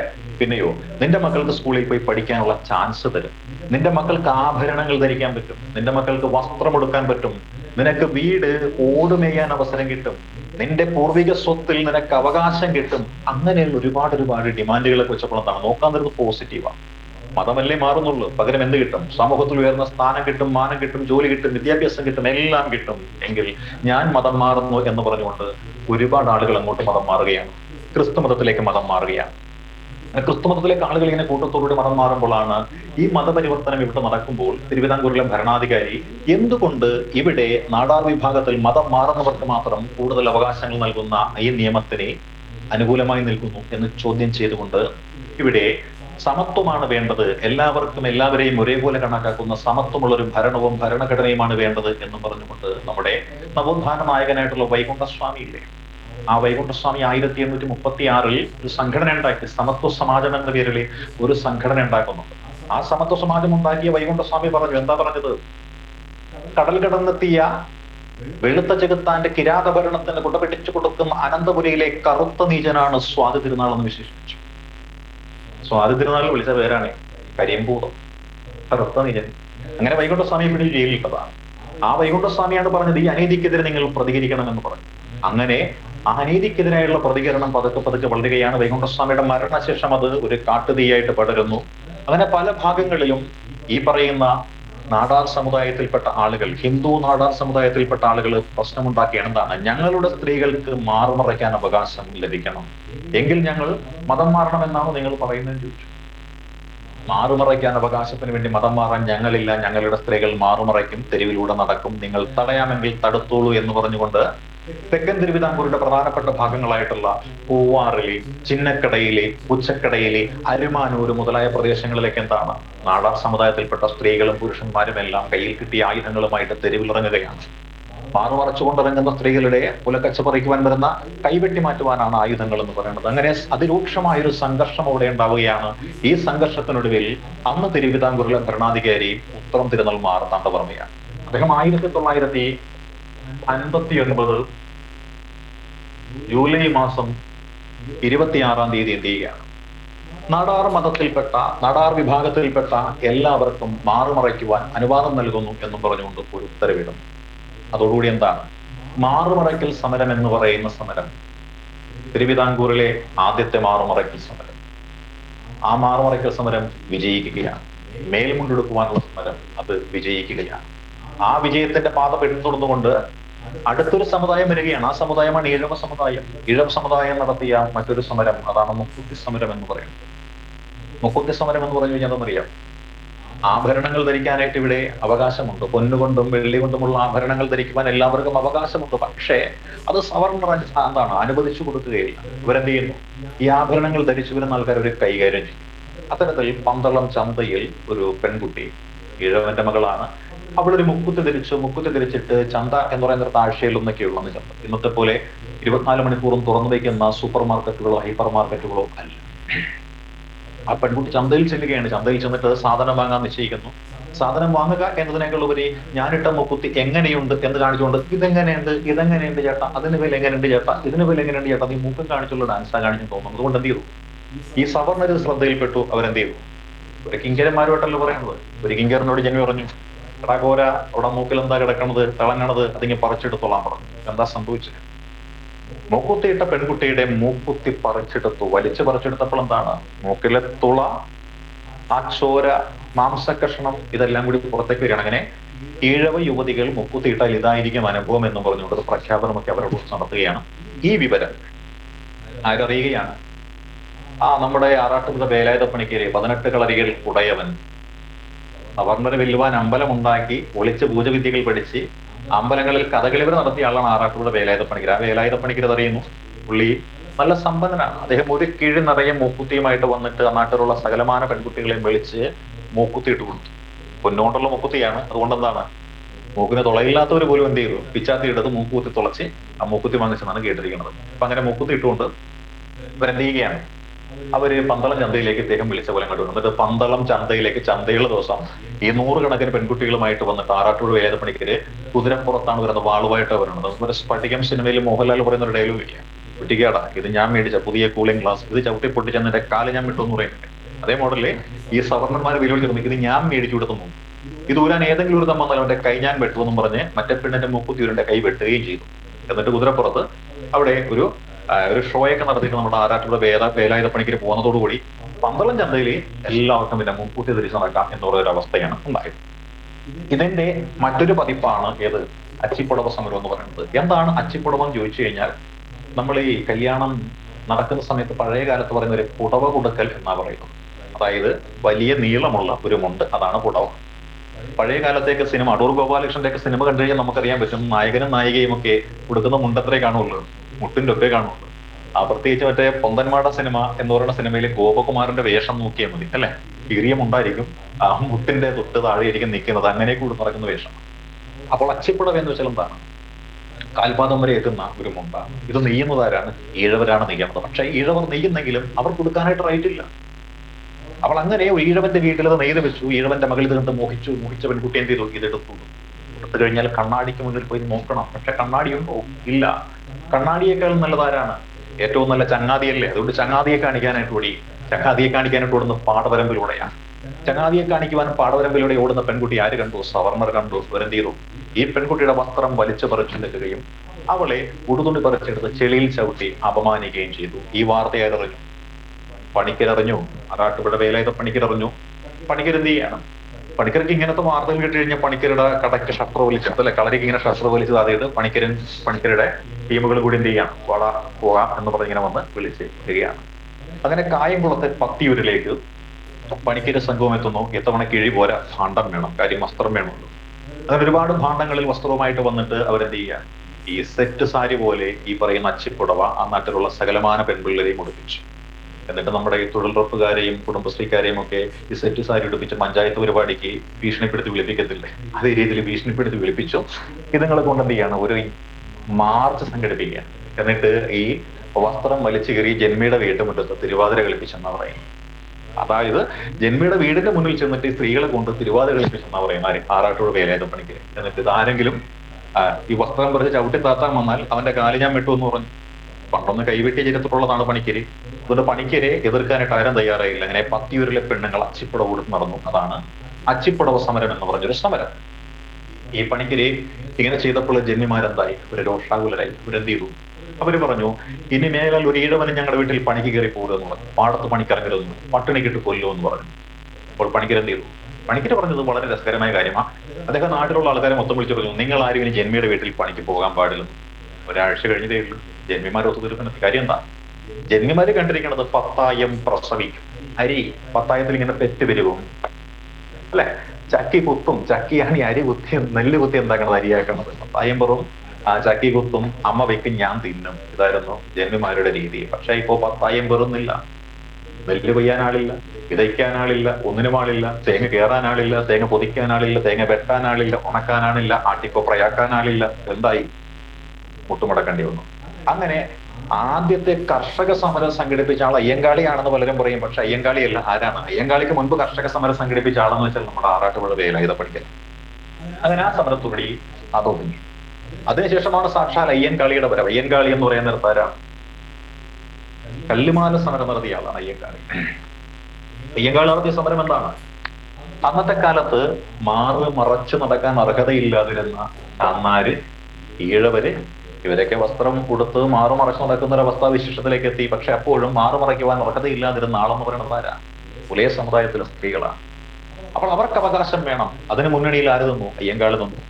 1915 ഡിസംബർ മാസം 10-ാം തീയതി 1915 ഡിസംബർ മാസം 10-ാം തീയതി പെരിനാട് എന്നൊരു പാടശേഖരമുണ്ട്. ആ പാടശേഖരത്തിൽ കൊയ്ത്ത് കഴിഞ്ഞ് വിശാല മൈതാനമായിട്ട് കിടക്കുകയാണ്. അയ്യങ്കാളി എന്ത് ചെയ്തു? ഒരു മീറ്റിംഗ് അവിടെ ഓർഗനൈസ് ചെയ്തു. പുലയ സമുദായത്തിലെ സകലമാന സ്ത്രീകളും വന്നു. അവർ അന്ന് കഴുത്തിൽ അണിഞ്ഞിരുന്നത് എന്താണ്? കുപ്പിച്ചില്ല് കൊണ്ടുള്ള, അതേപോലെ ഭരണിപാത്രങ്ങൾ കൊണ്ടുള്ള, മനോഹരമായ വെള്ളാരം കല്ലുകൾ കൊണ്ടുള്ള മാലയാണ് അവർ അണിഞ്ഞിരുന്നത്, മറയ്ക്കുന്നതിനായിട്ട്. ആ കല്ലുമാലയും ചില്ലുമാലയും എല്ലാം ഊരി പാടയത്തിന്റെ ഒരു മൂലയ്ക്കിടാൻ പറഞ്ഞു. അവരോട് കൊണ്ടുവന്നിട്ടു. എല്ലാവർക്കും വലിച്ചു കിട്ടുന്ന റൗക്ക ബ്ലൗസ് കൊടുത്തു. സ്ത്രീകളെല്ലാവരും റൗക്ക ബ്ലൗസ് ഇട്ടു. അയ്യങ്കാളി പറഞ്ഞു, ഇനി മേലാൽ ഈ വേഷത്തിലെ നിങ്ങൾ പുറത്തിറങ്ങാവൂ. കല്ലുമാലയും ചില്ലുമാലയും ഉപേക്ഷിക്കുവാൻ പറഞ്ഞു. അങ്ങനെ കല്ലുമാല ഉപേക്ഷിച്ചുകൊണ്ട്, ബ്ലൗസ് ധരിച്ചുകൊണ്ട്, പുലയ സമുദായത്തിലെ സ്ത്രീകൾ മറച്ചുകൊണ്ട് അയ്യങ്കാളിയുടെ നേതൃത്വത്തിൽ നടത്തിയ ഈ സമരത്തിനെയാണ് നമ്മൾ കല്ലുമാല സമരം എന്ന് വിശേഷിപ്പിക്കുന്നത്. ഈ സമരത്തിന് വേദിയായത് കൊല്ലം ജില്ലയിലെ പെരിനാട് എന്നൊരു പാടശേഖരമായതുകൊണ്ട് തന്നെ നമ്മൾ പെരിനാട് സമരം എന്ന് വിശേഷിപ്പിക്കുന്നു. 1915 എന്നൊരു വർഷമാണിത് നടന്നത്. പക്ഷേ കൊല്ലവർഷം നമ്മൾ കണക്കിലെടുത്താൽ 825 കുറയ്ക്കണം. അങ്ങനെ കുറച്ചു കഴിഞ്ഞാൽ 1090 എന്നൊരു ഉത്തരമാണ് നമുക്ക് കിട്ടുന്നത്. അതുകൊണ്ട് തന്നെ 90-ാം ആണ്ട് ലഹള എന്ന് പേരിട്ടുകൊണ്ട് വിശേഷിപ്പിക്കുന്നു. അപ്പോൾ ഈ ഒരു മാറുമറയ്ക്കൽ സമരം നടന്നപ്പോൾ സവർണർ കണ്ടാസ്വദിച്ചിരുന്ന മാറുകളെല്ലാം മറയ്ക്കപ്പെട്ടപ്പോൾ അവർക്ക് നിരാശയായി. അവർ വന്ന് വലിച്ചു കീറി. എന്തുണ്ടായി? സ്ത്രീകൾ കരഞ്ഞുകൊണ്ട് വീട്ടിൽ ചെന്നു. അയ്യങ്കാളിയെ ആവശ്യപ്പെട്ടതനുസരിച്ചല്ലേ ഇത് ചെയ്തിരിക്കുന്നത്. അയ്യങ്കാളിയും അയ്യങ്കാളിയുടെ കൂടെ ആണുങ്ങളും വന്നിട്ട് ഇവരെ കയറി അടിച്ചു. അതോടുകൂടി എന്താണ്? അതൊരു കലാപമായിട്ട് മാറുകയാണ്. അതാണ് 90-ാം ആണ്ട് ലഹള എന്ന് പറയുന്നത്. ആ 90-ാം ആണ്ട് ലഹളപ്പെടുകയിൽ മാറുമറയ്ക്കുവാനുള്ള അവകാശം പുലയ സമുദായത്തിൽപ്പെട്ടവർ നേടിയെടുത്തു. ഇതാണ് നമ്മൾ പറഞ്ഞ വസ്ത്ര ആഭരണ സ്വാതന്ത്ര്യ സമരം എന്ന് പറയുന്ന ആ ഒരു സമരം എന്ന രീതിയിൽ നമ്മൾ പഠിക്കുന്നത് കേട്ടോ. ഇനി അടുത്ത പ്രധാനപ്പെട്ട ഒരു സമരമുണ്ട്.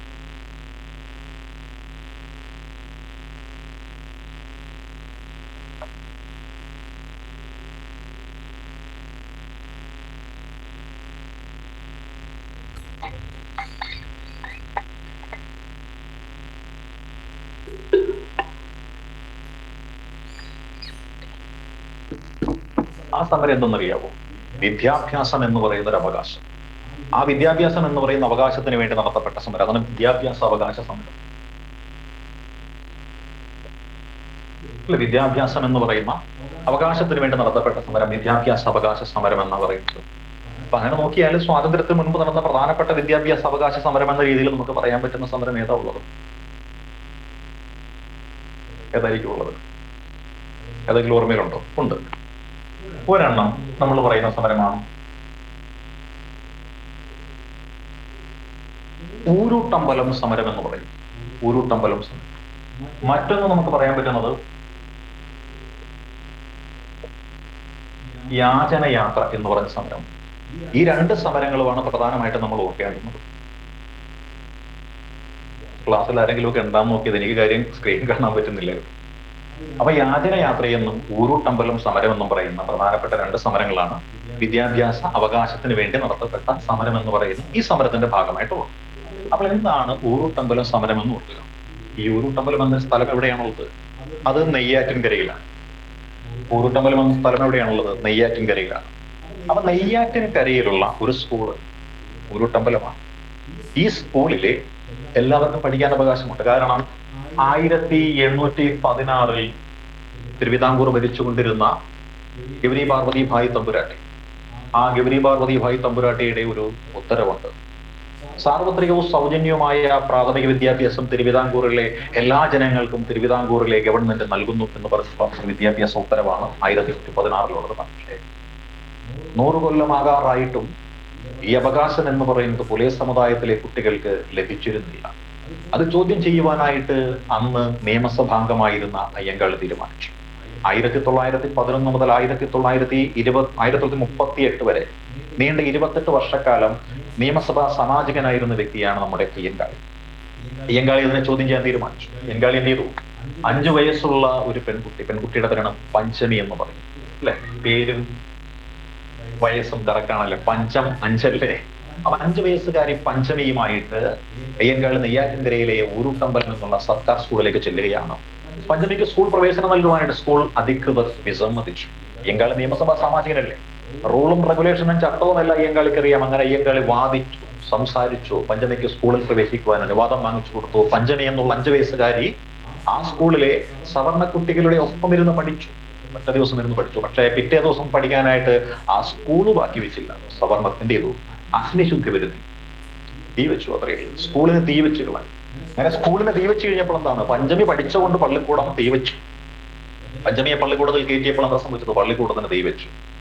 അപ്പോൾ പഞ്ചമിയെ പള്ളിക്കൂടത്തിൽ കയറ്റിയാൽ സ്കൂളിൽ തീ വയ്ക്കുമെങ്കിൽ ആ സ്കൂളിന്റെ സ്ഥാനം നാളെ വേറെ സ്കൂൾ ഞങ്ങൾ കെട്ടിയുണ്ടാക്കുമെന്നും പറഞ്ഞുകൊണ്ട് ഈഴവരും പുലയരും സ്കൂൾ കെട്ടിയുണ്ടാക്കി. ആ സ്കൂൾ കത്തിക്കുവാൻ സവർണർ വീണ്ടും വന്നപ്പോൾ എന്താണ്, അയ്യങ്കാളിയുടെ നേതൃത്വത്തിൽ അടിയുണ്ടായി. ഈ അടിയാണ് നമ്മൾ പറയുന്ന ഏത് ലഹള? പുലയ ലഹള എന്ന പേരിൽ അറിയപ്പെടുന്ന ലഹള. പുലയ ലഹള എന്ന പേരിൽ അറിയപ്പെടുന്നത് ഈ പറയുന്ന ഊരുട്ടമ്പലം കലാപമാണ്. വിദ്യാഭ്യാസ അവകാശ സംരക്ഷണത്തിന് വേണ്ടി നടത്തപ്പെട്ട സമരമാണ് ഈ സമരം എന്ന് പറയുന്നത്. ഇനി വീണ്ടും അടുത്ത വിദ്യാഭ്യാസ അവകാശവുമായി ബന്ധപ്പെട്ടുകൊണ്ടുള്ള ഒരു സമരത്തിലേക്ക് നമ്മൾ പോയി കഴിഞ്ഞാൽ നമുക്ക് മനസ്സിലാക്കാൻ പറ്റുന്ന കാര്യം എന്താണ്? അതിനെയാണ് നമ്മൾ യാചനയാത്ര എന്ന് പേരിട്ടുകൊണ്ട് വിശേഷിപ്പിക്കുന്നത്. കേട്ടിട്ടല്ലേ? യാചന യാത്ര, യാചിക്കുകയാണ്. യാചിക്കുക എന്ന് വെച്ചാൽ ഭിക്ഷ യാചിക്കുകയാണ്. ആര് യാചിക്കുന്നു? എന്തിന് യാചിക്കുന്നു? അതാണ് പ്രസക്തി. 1931 ഈ യാചന നടക്കുന്നത്. വിദ്യാഭ്യാസം നേടുക ആരാണ്? നമ്പൂതിരിയെ മനുഷ്യനാകുക എന്ന് പറഞ്ഞൊരു വ്യക്തിയുണ്ട്. നമ്പൂതിരി മനുഷ്യനല്ല, മൃഗമാണ്. അവനെ വീട്ടിലുള്ളതെല്ലാം കഴിച്ച് വേദം മാത്രം ഓതി പഠിച്ച് മറ്റ് യാതൊരു തരത്തിലുള്ള ഭാഷകളും അറിയാൻ പാടില്ലാതെ തിന്നു സുഖിച്ച് ജീവിക്കുന്ന ഒരു വിഭാഗം, അതായിരുന്നു നമ്പൂതിരി. മനുഷ്യന്റെ ദുഃഖങ്ങളോ ബുദ്ധിമുട്ടുകളോ ഒന്നും അറിയാൻ പാടില്ലാത്ത ഒരു പ്രത്യേക വിഭാഗമായിരുന്നു നമ്പൂതിരി എന്നാണ് വി.ടി. ഭട്ടതിരിപ്പാട് പറഞ്ഞിരുന്നത്. അതുകൊണ്ടാണ് ആ നമ്പൂതിരിയെ മനുഷ്യനാക്കണമെന്നുണ്ടെങ്കിൽ അവന് വിദ്യാഭ്യാസമാണ് കൊടുക്കേണ്ടതെന്ന ചിന്തയുടെ അടിസ്ഥാനത്തിൽ നമ്പൂതിരിയെ മനുഷ്യനാക്കുക എന്ന് പറഞ്ഞുകൊണ്ട് ഉണ്ണി നമ്പൂതിരി എന്നുള്ള മാസികയിൽ ലേഖനം എഴുതിയ ആളാണ് വി.ടി. ഭട്ടതിരിപ്പാട്. ആ വി.ടി. ഭട്ടതിരിപ്പാട് തീരുമാനിച്ചു, സ്കൂൾ സ്ഥാപിക്കണം. സ്കൂൾ സ്ഥാപിക്കണമെന്നുണ്ടെങ്കിൽ പണച്ചെലവുണ്ടാകും. പാഠപുസ്തകങ്ങൾ കൊടുക്കണം, അധ്യാപകർക്ക് ശമ്പളം കൊടുക്കണം, പഠിക്കാനെത്തുന്ന വിദ്യാർത്ഥികൾക്ക് താമസിക്കുവാനും കഴിക്കുവാനും കൊടുക്കണം. അതിന് ചെലവാണ്. ആ ചെലവ് കണ്ടെത്തണമെന്നുണ്ടെങ്കിൽ എന്ത് ചെയ്യണം? സന്മനസ്സുള്ള ആൾക്കാരിൽ നിന്ന് കൈനീട്ടി വാങ്ങണം. അങ്ങനെ കൈനീട്ടി വാങ്ങുവാനായിട്ട് ഒരു പിരിവ് നടത്താൻ തീരുമാനിച്ചു. ആ പിരിവിനെയാണ് യാചനയാത്ര എന്ന് പറയുന്നത്. വിദ്യാഭ്യാസം നൽകുന്നതിന് വേണ്ടിയിട്ട്, നമ്പൂതിരിയെ മനുഷ്യനാക്കുന്നതിന് വേണ്ടിയിട്ട്, നമ്പൂതിരിയെയും സാധാരണപ്പെട്ട ആൾക്കാരെയും ഒരുമിച്ച് ഒരേ ക്ലാസ്സിലിരുത്തി പഠിപ്പിക്കുന്നതിന് വേണ്ടിയിട്ട്, സ്കൂൾ സ്ഥാപിക്കുന്നതിന് വേണ്ടിയിട്ട് പണം തേടിയുള്ള യാത്ര. തൃശ്ശൂരിൽ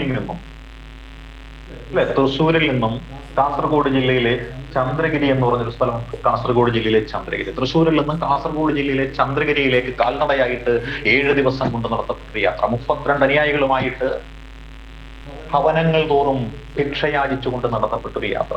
വിദ്യാഭ്യാസ അവകാശം സംരക്ഷിക്കാൻ വേണ്ടിയിട്ടല്ല, വിദ്യാഭ്യാസം സാധാരണപ്പെട്ട ആളുകൾക്കും നമ്പൂതിരിമാർക്കും ഒരേപോലെ നൽകുന്നതിന് വേണ്ടിയിട്ട് വി.ടി. ഭട്ടതിരിപ്പാടിന്റെ നേതൃത്വത്തിൽ ആരംഭിച്ച യാത്ര. ആ യാത്രയാണ് ഏത് യാത്ര എന്ന് പറയുന്നത്? നമ്മുടെ യാചന യാത്ര എന്ന് പറയുന്ന യാത്ര. ആ യാചന യാത്ര എന്ന് പറയുന്നത് വിദ്യാഭ്യാസ അവകാശം സംരക്ഷിക്കപ്പെടുന്നതിന് വേണ്ടി നടത്തപ്പെട്ട ഒരു സോഷ്യോ പൊളിറ്റിക്കൽ മൂവ്മെന്റ് എന്ന രീതിയിൽ നമുക്ക് പറയാൻ പറ്റും, അല്ലെ? Socio political movement related to the protection അല്ലെങ്കിൽ ലിബറേഷൻ ഓഫ് എഡ്യൂക്കേഷൻ. ആ രീതിയിലേക്ക് ചോദ്യം വന്നു കഴിഞ്ഞാൽ നമുക്ക് ഈ 2 സമരങ്ങൾ വെച്ചിട്ട് എഴുതിയാൽ മാത്രം മതി, വേറൊന്നും നോക്കേണ്ട ആവശ്യമില്ല, അല്ലെ? അപ്പർ ക്ലോത്ത് മൂവ്മെന്റിനെ സംബന്ധിച്ചാണെങ്കിലോ നമ്മൾ നേരത്തെ എഴുതിയ ആ സമരങ്ങളിൽ മുക്കുത്തി മാത്രം മാറ്റിയേ മതി, വേറൊന്നും വേണ്ട. എഡ്യൂക്കേഷൻ ഇവിടെ കൊടുക്കാം, അല്ലെ? അപ്പൊ ഇതാണ് വിദ്യാഭ്യാസ അവകാശ സംരക്ഷണവുമായി ബന്ധപ്പെട്ടുകൊണ്ടുള്ള സമരത്തിന്റെ ശ്രേണികൾ നമുക്ക് പെടുത്താൻ പറ്റുന്ന സമരം.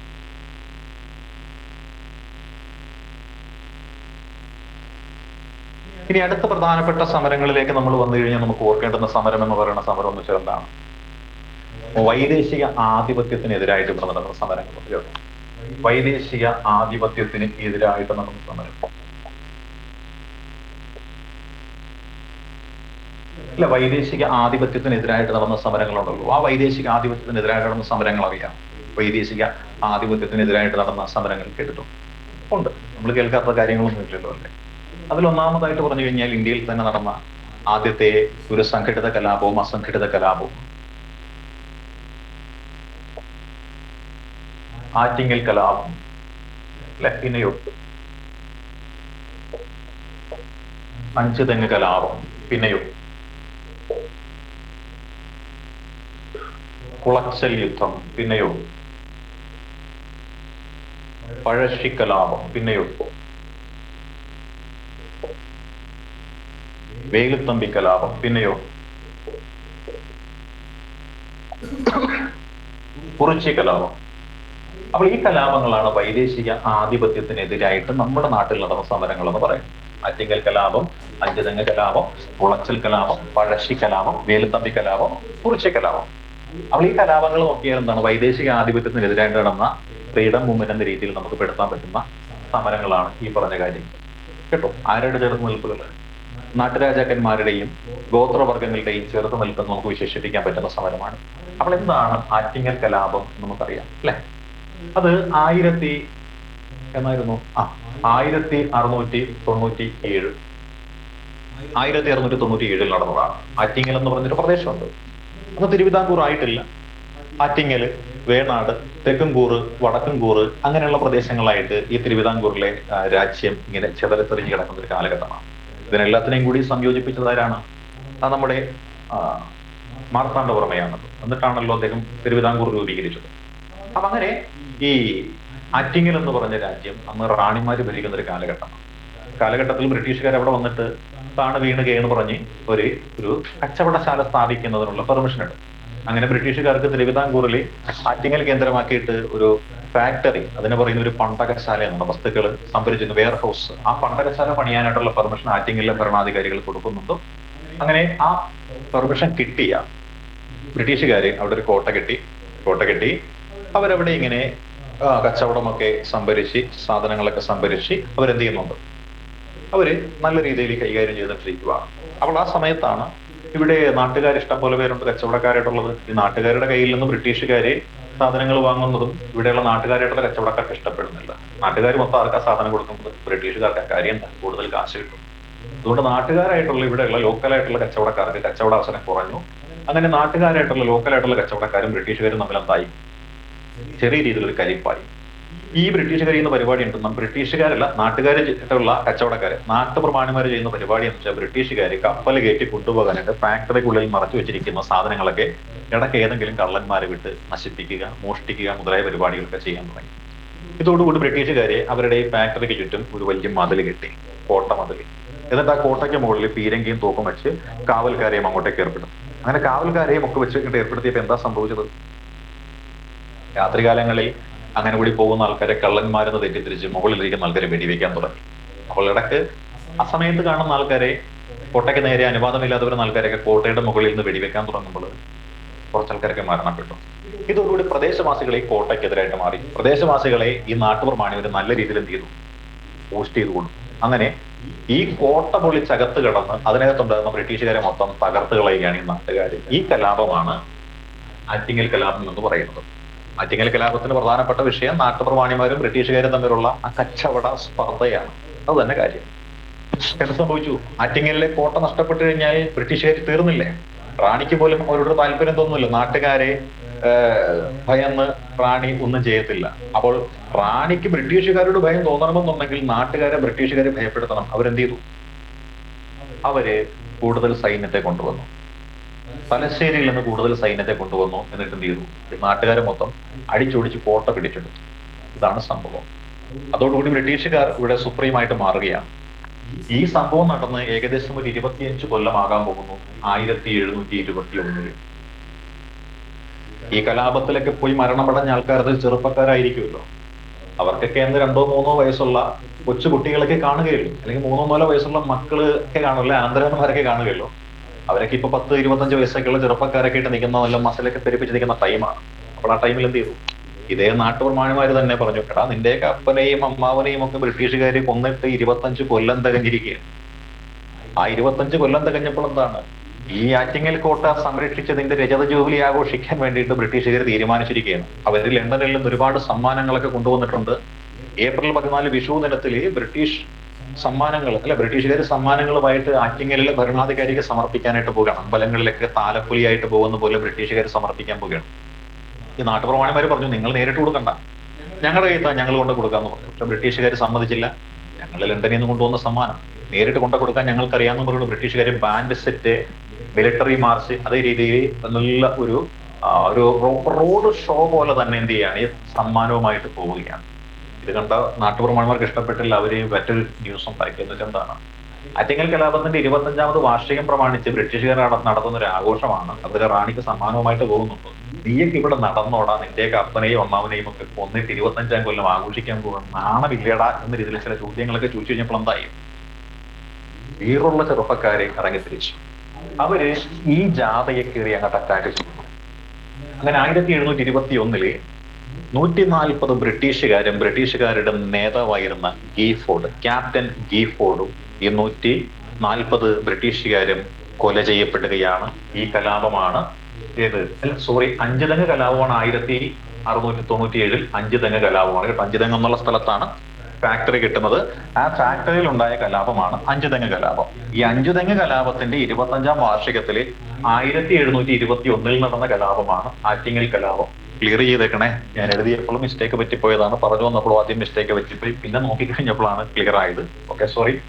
അപ്പൊ അഞ്ചുതെങ്ങ് കലാപമാണ് 1671 ഉണ്ടായത്. ബ്രിട്ടീഷുകാരുടെ ആദ്യത്തെ ഫാക്ടറി അഞ്ചുതെങ്ങിലായിരുന്നു. അത് നാട്ടുകാര് അറ്റാക്ക് ചെയ്തു. അത് ബ്രിട്ടീഷുകാർ തിരിച്ചു പിടിച്ചു. അതിന്റെ 25ാമത് വർഷം വന്നപ്പോഴാണ് അടുത്ത കലാപം 1721. അത് ആറ്റിങ്ങൽ കലാപം. ആറ്റിങ്ങൽ പ്രദേശം മൊത്തം കലാപത്തിന്റെ ഭാഗമായിട്ട് ഒരു വ്യാപനം ഉണ്ടാവുകയാണ്.